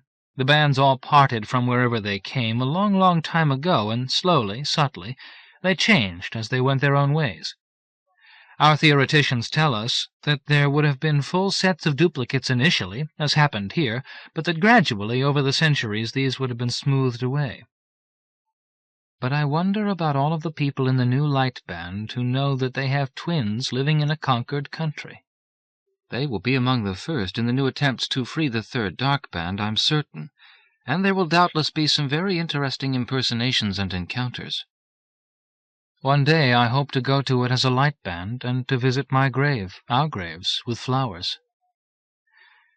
I could philosophize, I suppose, about some cosmic balancing of good and evil, or some such, but there are more light bands than dark bands, and philosophical concepts, especially ones involving morality, always get too fuzzy for me too soon. Like I said, I want to be a scientist, and I want to work in those areas of discovery where in the long run the facts are always stronger than the guesses. Speaking of long runs, it's a beautiful night out there, and the moon will be rising soon. I think I'll go and sing to it. End of A Dark Traveling by Roger Zelazny.